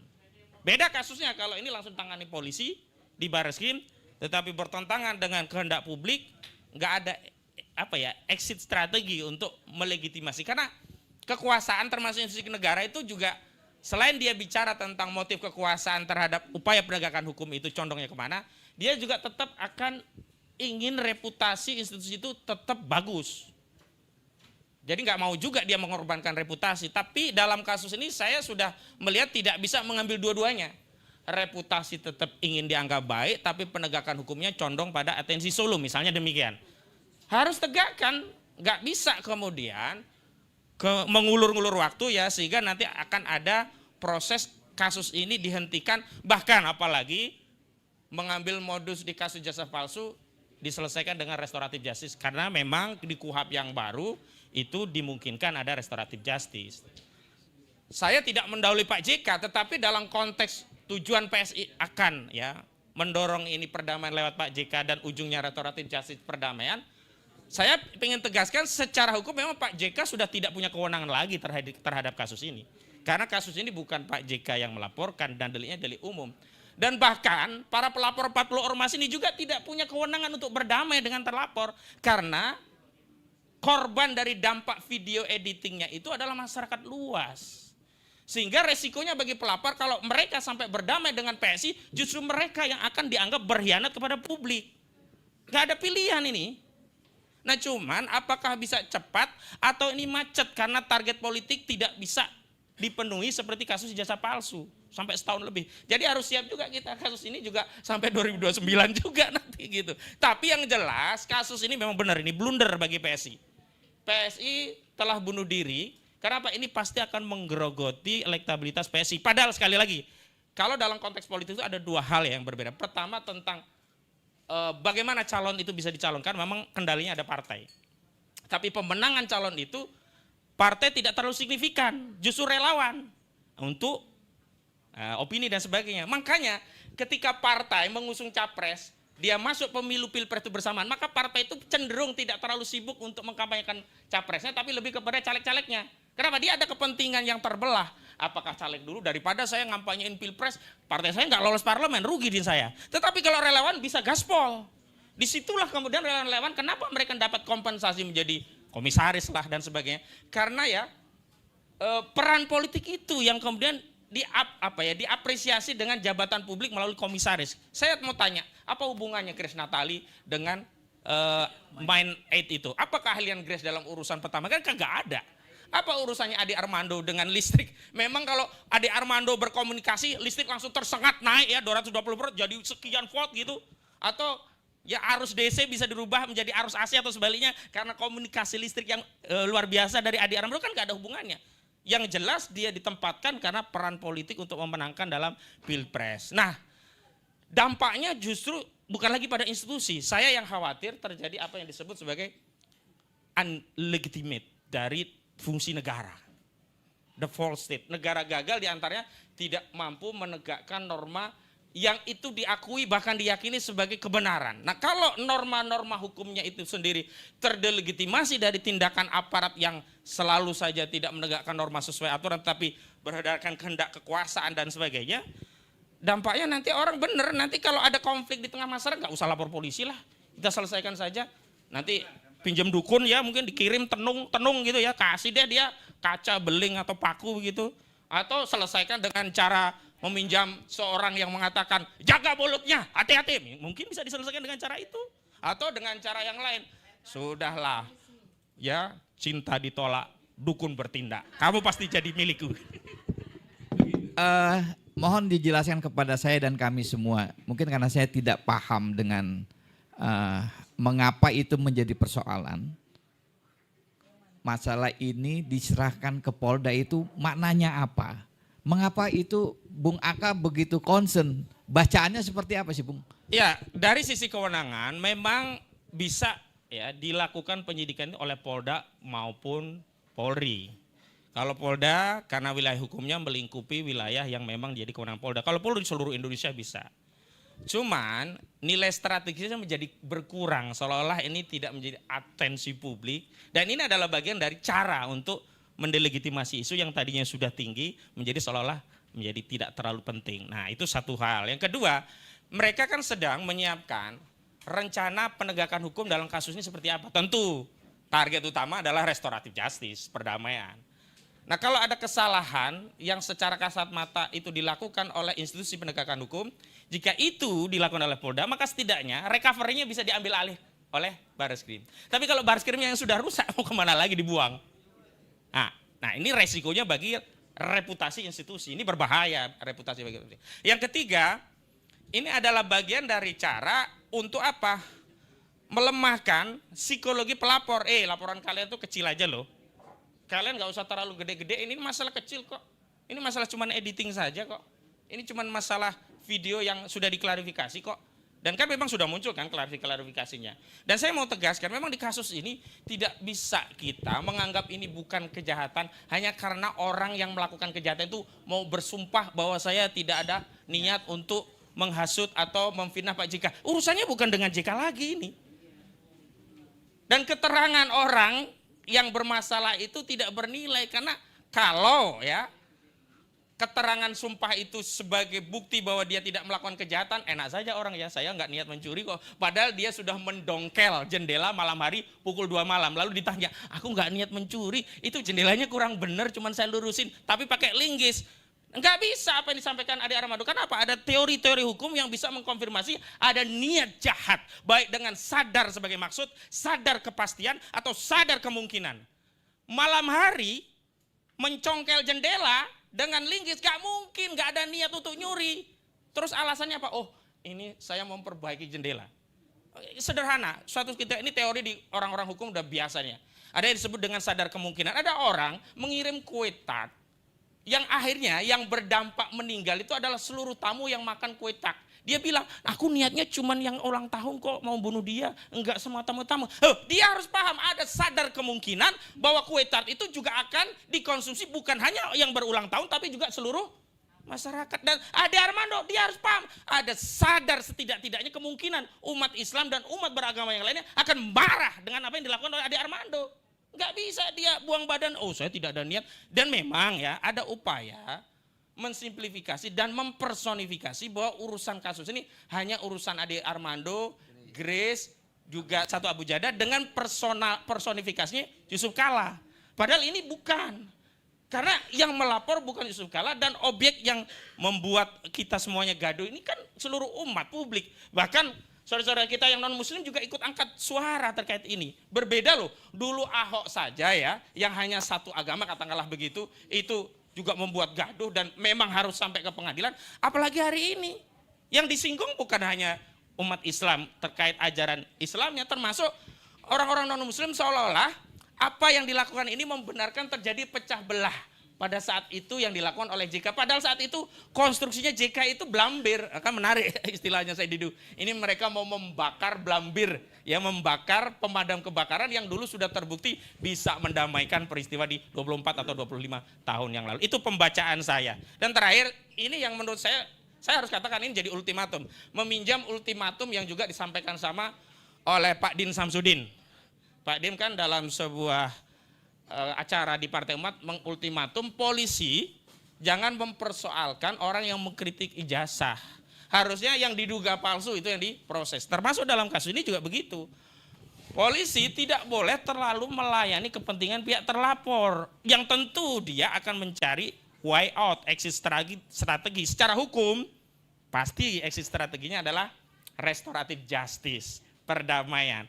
Justru polisi segera fokus untuk memeriksa bukti-bukti saksi-saksi dan pihak-pihak untuk melengkapi unsur-unsur pidananya. Pasal 32-nya Ade Armando ya melakukan editing tidak dibandingkan. Video aslinya berapa menit? Misalnya 1 jam. Lah video yang Ade Armando berapa? Cuman beberapa menit. Itu terbukti tuh unsur editing. Cari ahli ITE. Apakah tindakan ini termasuk editing? Oh iya, kalau nggak diedit nggak bisa 1 jam berubah jadi 2. Kemudian dia menyebarluaskan nggak? Dia lihat ada di mana. Oh ternyata iya ada di platform sosial media. Itu bisa diakses publik tidak? Iya bisa diakses. Oh itu unsurnya terpenuhi. Kemudian cari keterangan dari Pak Yusuf Kalla. Niatnya seperti itu enggak apa seperti yang disampaikan oleh Ade Armando? Oh tidak. Oh berarti memang ini ada niat memecah belah. Terpenuhi unsur-unsur pasal 28 ayat 2 Undang-Undang ITE. Junto 45 ayat 2 ITE tentang menyebar kebencian dan permusuhan berdasarkan suku, agama, ras dan antar golongan. Nah lanjutannya apa? Lanjutannya adalah polisi segera mengupdate kasus ini tentang perkembangannya. Agar apa? Agar kepercayaan publik menjadi yakin polisi tidak menangani kasus Ade Armando CS ini seperti menangani kasus ijazah palsu. Baik. Begitu. Luar biasa Bung Aka ini. Kayaknya kita kalau punya kasus hukum minta beliau jadi lawyer ini. Ya kan? Ya kan?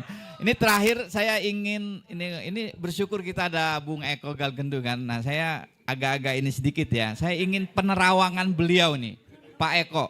Penerawangan jenengan ini, kasus ini muara akhirnya bagaimana? Apakah orang-orang yang kemudian dilaporkan oleh bukan Pak JK yang melapor tadi, sebetulnya ormas Islam, ada Ade Armando, ada Grace ya, kalau tidak salah ada Abu Janda, itu ujung kasus ini seperti apa? Kalau tadi kan nasib Pak Jokowi beliau sudah clear, nah ujung kasus ini seperti apa? Monggo Pak. Terima kasih. Kita ini sebenarnya belum pernah menerawang ya. Jadi kalau ditanya kemudian menerawangnya seperti apa, kita kesulitan untuk kemudian menjawab. Tetapi mungkin dengan kekuatan dan keikhlasan hati kita, biarlah hati ini yang akan kemudian menjawab. Tetapi tadi saya selalu akan memakai bahasa bumi untuk menjawab pertanyaan tersebut. Jima ralahanatara tuma karahanatara, kasus masalah JK. Jana rahanatara tuma rahanatatu, tima rahanata janata. Bagi diriku ini JK, aku ingin memberikan suatu pelajaran kepada 3 orang tersebut bahwa mereka mesti menghormati yang namanya orang tua. Jangan kemudian merasa memiliki suatu keinginan, kemudian melakukan segala cara untuk merendahkan orang lain. Jadi dari kalimat ini jelas bahwa Bapak Yusuf Kalla tujuannya di dalam permasalahan hukum ini adalah untuk memberikan pelajaran baik kepada Ade Armando, Grace Natali maupun Abu Janda. Dia ingin memberikan contoh kepada siapapun, pastinya juga generasi yang akan datang. Jangan saling menjelekkan sesama anak bangsa. Jangan kemudian saling mencemooh, jangan saling kemudian menghujat, jangan saling kemudian membenci. Tarahana muha rahana taru, tima rahana janatatu. Ada pepatah yang selalu kemudian kita ingat, yaitu pesan daripada Presiden Soekarno yang isinya adalah kelak tugasmu akan lebih berat karena kamu berhadapan dengan bangsamu sendiri. Terima kasih. Baik, terima kasih luar biasa nih. Ini kita lempar ke floor ya. Ada dari kami Sulawesi Selatan mana? Ini ya, ya ini anggap aja wakil suara dari Sulawesi. Itu Ibu Irma juga dari Sulawesi, tapi ini nggak apa-apa Bu, minggu lalu. Nah, dari kami, silakan sini Pak. Mungkin Pak.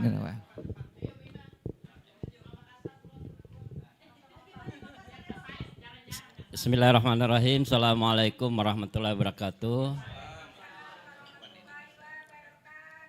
Salam Pasar Pramuka. Ya. Ya, jadi saya ini seperti Pak Kasmujo sebenarnya. Bolak-balik. Waktu di Solo kemarin saya juga datang.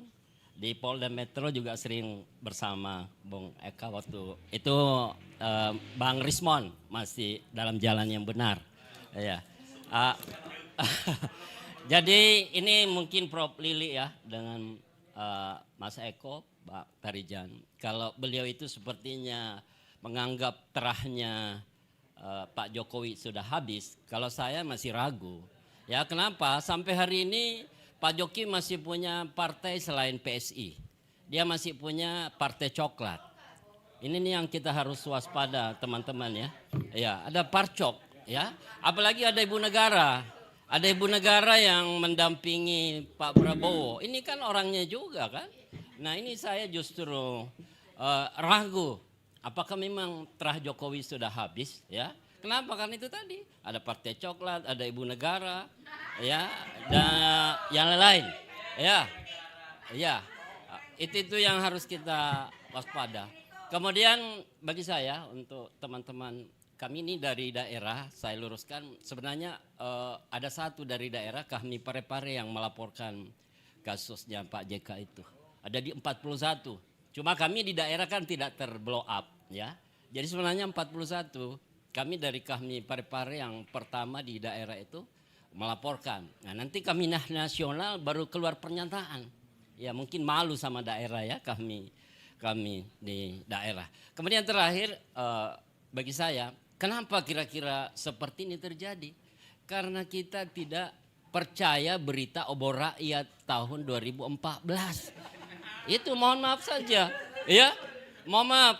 Kenapa? Karena ya, karena seandainya dulu kita percaya ke obor rakyat, saya yakin enggak seperti ini. Enggak seperti ini, mohon maaf. Saya ya. Jadi saya ya enggak separah ini kalau kita semua. Ya. Saya JK itu tidak milih dia meskipun saya orang Makassar, orang Parepare tidak milih. Kenapa? Karena saya lihat Jokowi ini tidak bisa dipercaya karena dia janjinya tempo hari hanya sampai ke gubernur. Pas belum cukup dia nyebrang. Berarti ini tanda-tanda. Cuma saya heran kenapa banyak orang-orang yang katanya pakar atau apa tidak menangkap itu loh. Ya kan kami dari daerah menangkap dan enggak percaya, ya. Nah, oleh Ada karena pertanyaan, Deng. Ada Ya. pertanyaan. pertanyaan saya untuk Mas Eko, bisa enggak di Terawang tuh itu ijazah Jokowi asli apa itu tidak? Ya, ya ini yang mungkin. Ya pertanyaan saya. Makasih. Assalamualaikum warahmatullahi. Nama saya Rahman Saleh ya. Kami Parepare. Ya. Assalamualaikum warahmatullahi wabarakatuh. Waalaikumsalam. Kahmi ini keluarga alumni HMI maksudnya. Oke, baik.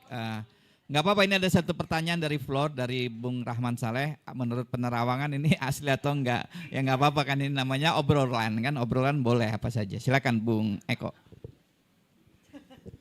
Terima kasih. Jadi kalau kemudian dipahami bahwa kita sebagai penasihat spiritual itu pemahamannya seperti terawang, ramalan, itu sebenarnya kurang benar begitu. Yang benar adalah kita memberikan suatu gambaran tentang nilai kajian yang sistematis, bahkan akademis tentang ke depan, termasuk berbagai permasalahan, bagaimana kemudian memberikan suatu jalan keluar. Kalau kemudian kita memiliki suatu kelebihan yang mungkin sedikit bisa dengan yang lainnya, itu karena saya pakai kearifan spiritual Nusantara, ya karena kedekatan kita pada leluhur-leluhur Nusantara. Gitu. Nah tadi kalau kemudian kita bicara masalah ijazah palsu Pak Jokowi, maka saya selalu memberikan suatu pemahaman siapa yang sebenarnya menjadi dalang suatu permasalahan.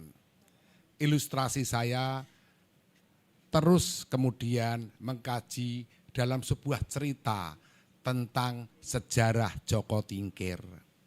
Di mana Joko Tingkir saat itu karena pengen menjadi pahlawan, maka dia mencari seorang banteng yang sangat besar.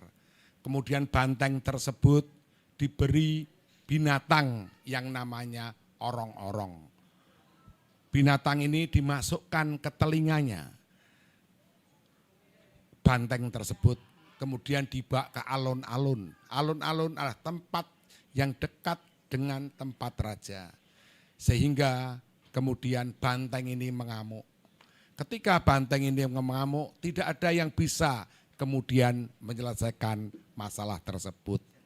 Sehingga kemudian raja membuat sayembara bahwa siapapun laki-laki yang kemudian dapat menyelesaikan permasalahan banteng ngamuk tadi, maka dia akan diambil menjadi menantu.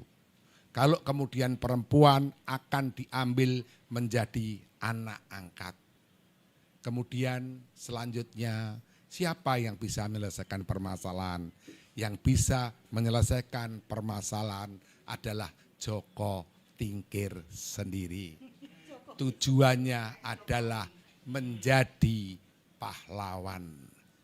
Jadi untuk teman-teman semuanya ada satu kalimat yang kalau ini kemudian terus diutarakan di setiap membicarakan permasalahan ijazah palsu, walaupun hanya 5 menit, walaupun 10 menit, walaupun 30 menit atau 1 jam, saya titip satu kalimat, yaitu dalang dari permasalahan ijazah palsu adalah Jokowi sendiri. Luar biasa. Jadi saya ulangi, dalang dari permasalahan ijazah palsu adalah Jokowi sendiri. Baik, Terima kasih. Terima kasih. Saya ingin dari wartawan, ada media, dari media dulu sebentar. Oh, oke, silakan Bu, silakan. Sebut, boleh pakai mic, boleh.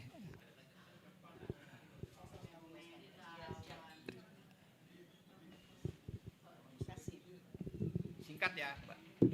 Sebenarnya mau singkat, tapi kayaknya ada beberapa. Oke. Tadinya kan ini 2 lawan 2, tapi akhirnya jadi 4 lawan 0 ya.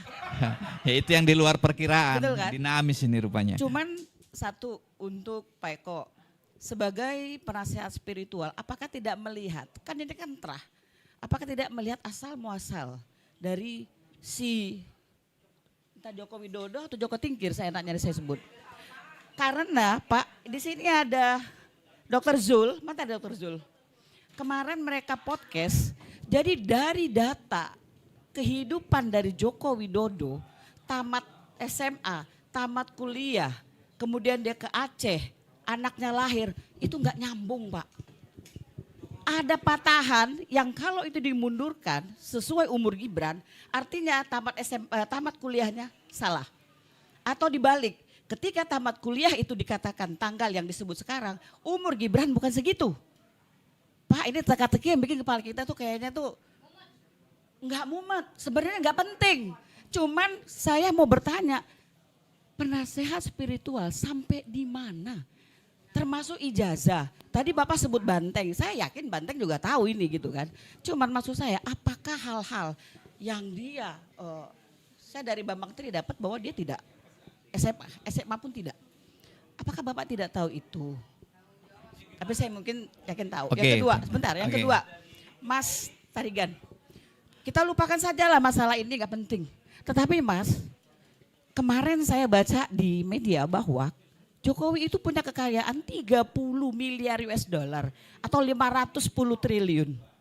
Walau alam dari mana, bankernya di mana kita nggak tahu. Itu kan bisa Mas dipakai dia buat.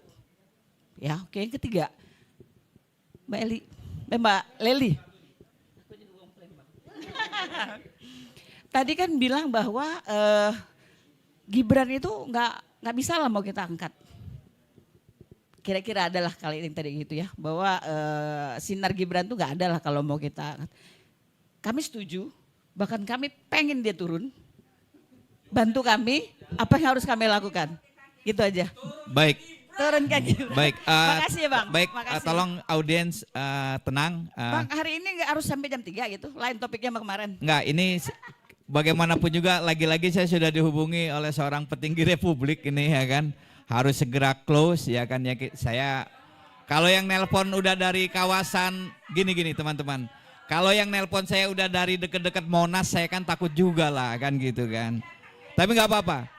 Kita masih punya waktu sekitar maksimal 15 menit sampai closing. Jadi saya mohon Bung Eko, Lai Tarigan, nanti Bu Leli singkat-singkat menjawab pertanyaan sebelum saya tutup. Baik. Terima kasih.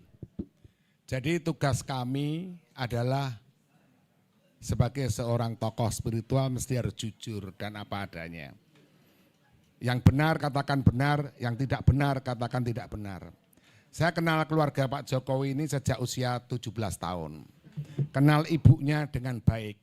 Jadi mohon maaf apa yang ditulis oleh banyak teman-teman termasuk Mas Bambang Tri itu 50% ada yang benar tapi ada yang salah juga. Nah ini harus kemudian paham, ya kan? Kedua, saya tahu persis Pak Jokowi itu SD di mana, SMP di mana, SMA di mana, saya tahu persis. Beliau kuliah di UGM juga saya tahu persis. Hanya masalahnya lulus atau tidak itu bukan bagian saya. Karena saya ini kan ketua tim keluarga, juru kampanye, penasehat. Ada yang kemudian bertugas kemudian masalah itu.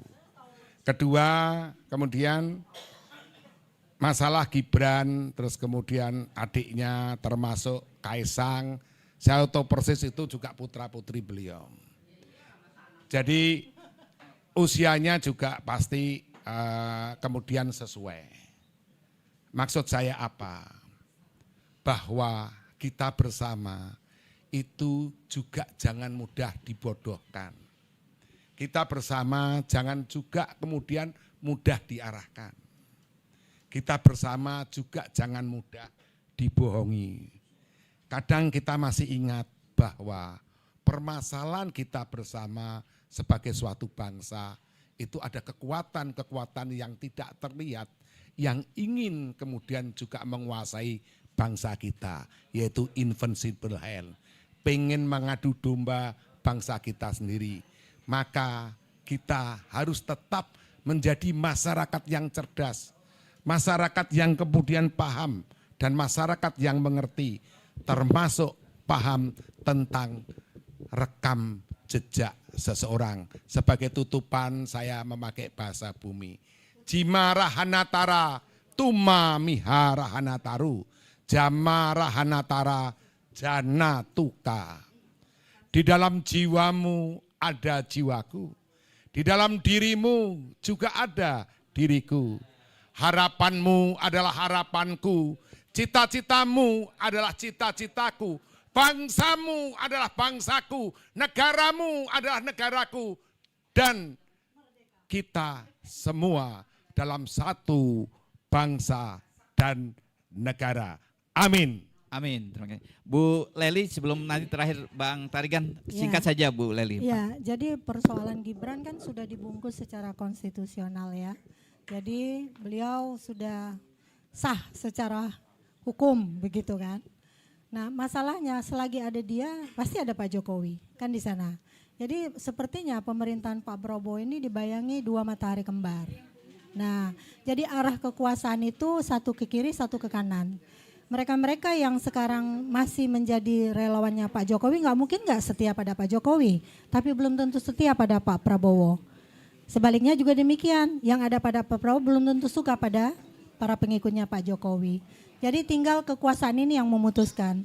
Kalau kita tidak punya jalan, tadi bilang ada partai coklat lah segala macam, itu saya tidak bisa mengkajinya secara hukum ya, karena ada Bang Kodin nanti. Jadi artinya jika ada keinginan untuk menurunkan Gibran, kita harus menahan sampai 2029.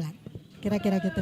Baik, 1 menit, 2 menit, 1 menit Bang Tarigan. Persoalan ijazah Pak Jokowi ini sudah sekian tahun.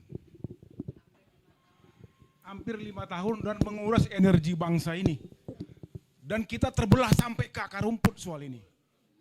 Apa kita masih mau berkutat seperti itu? Bukan berarti saya melupakan, tapi sederhana persoalannya. Tinggal tunjukkan aja ini loh ijazah saya, selesai. Baik. Itu maksud saya. Kalau ada urusan hukum, saya mengutip pendapat yang gak usah saya sebut nama itu. Keadilan dan kebenaran harus ditegakkan walaupun langit akan runtuh. Saya setuju itu. Ya betul itu. Kalau ada persoalan hukum silakan proses. Baik. Itu pendirian saya. Terima kasih. Terima kasih. Baik, saya ingin menutup diskusi siang ini. Kelihatannya ini kesimpulan saya, mungkin teman-teman bisa berbeda. Case dengan Pak JK ini ruwet ini bagi terah Jokowi. Nah, karena ruwet ini, Prof. Leli, mungkin saya boleh juga walaupun bukan penasihat spiritual seperti Pak Eko, saya memberi nasihat juga kepada terah Jokowi. Saya ingat nasihat guru kita semua, almarhum Kiai Abdurrahman Wahid. Masalah di dunia ini cuma ada 2, Pak Eko. Satu masalah yang bisa diselesaikan, ini kata Gus Dur. Yang kedua masalah yang tidak bisa diselesaikan, gitu kan. Untuk masalah yang bisa diselesaikan itu tidak usah dipikir karena nanti pasti selesai gitu. Nah juga masalah yang tidak bisa diselesaikan sebaiknya nggak usah dipikir karena pasti nggak bisa diselesaikan oleh terah Jokowi. Terima kasih. Wassalamualaikum warahmatullahi wabarakatuh.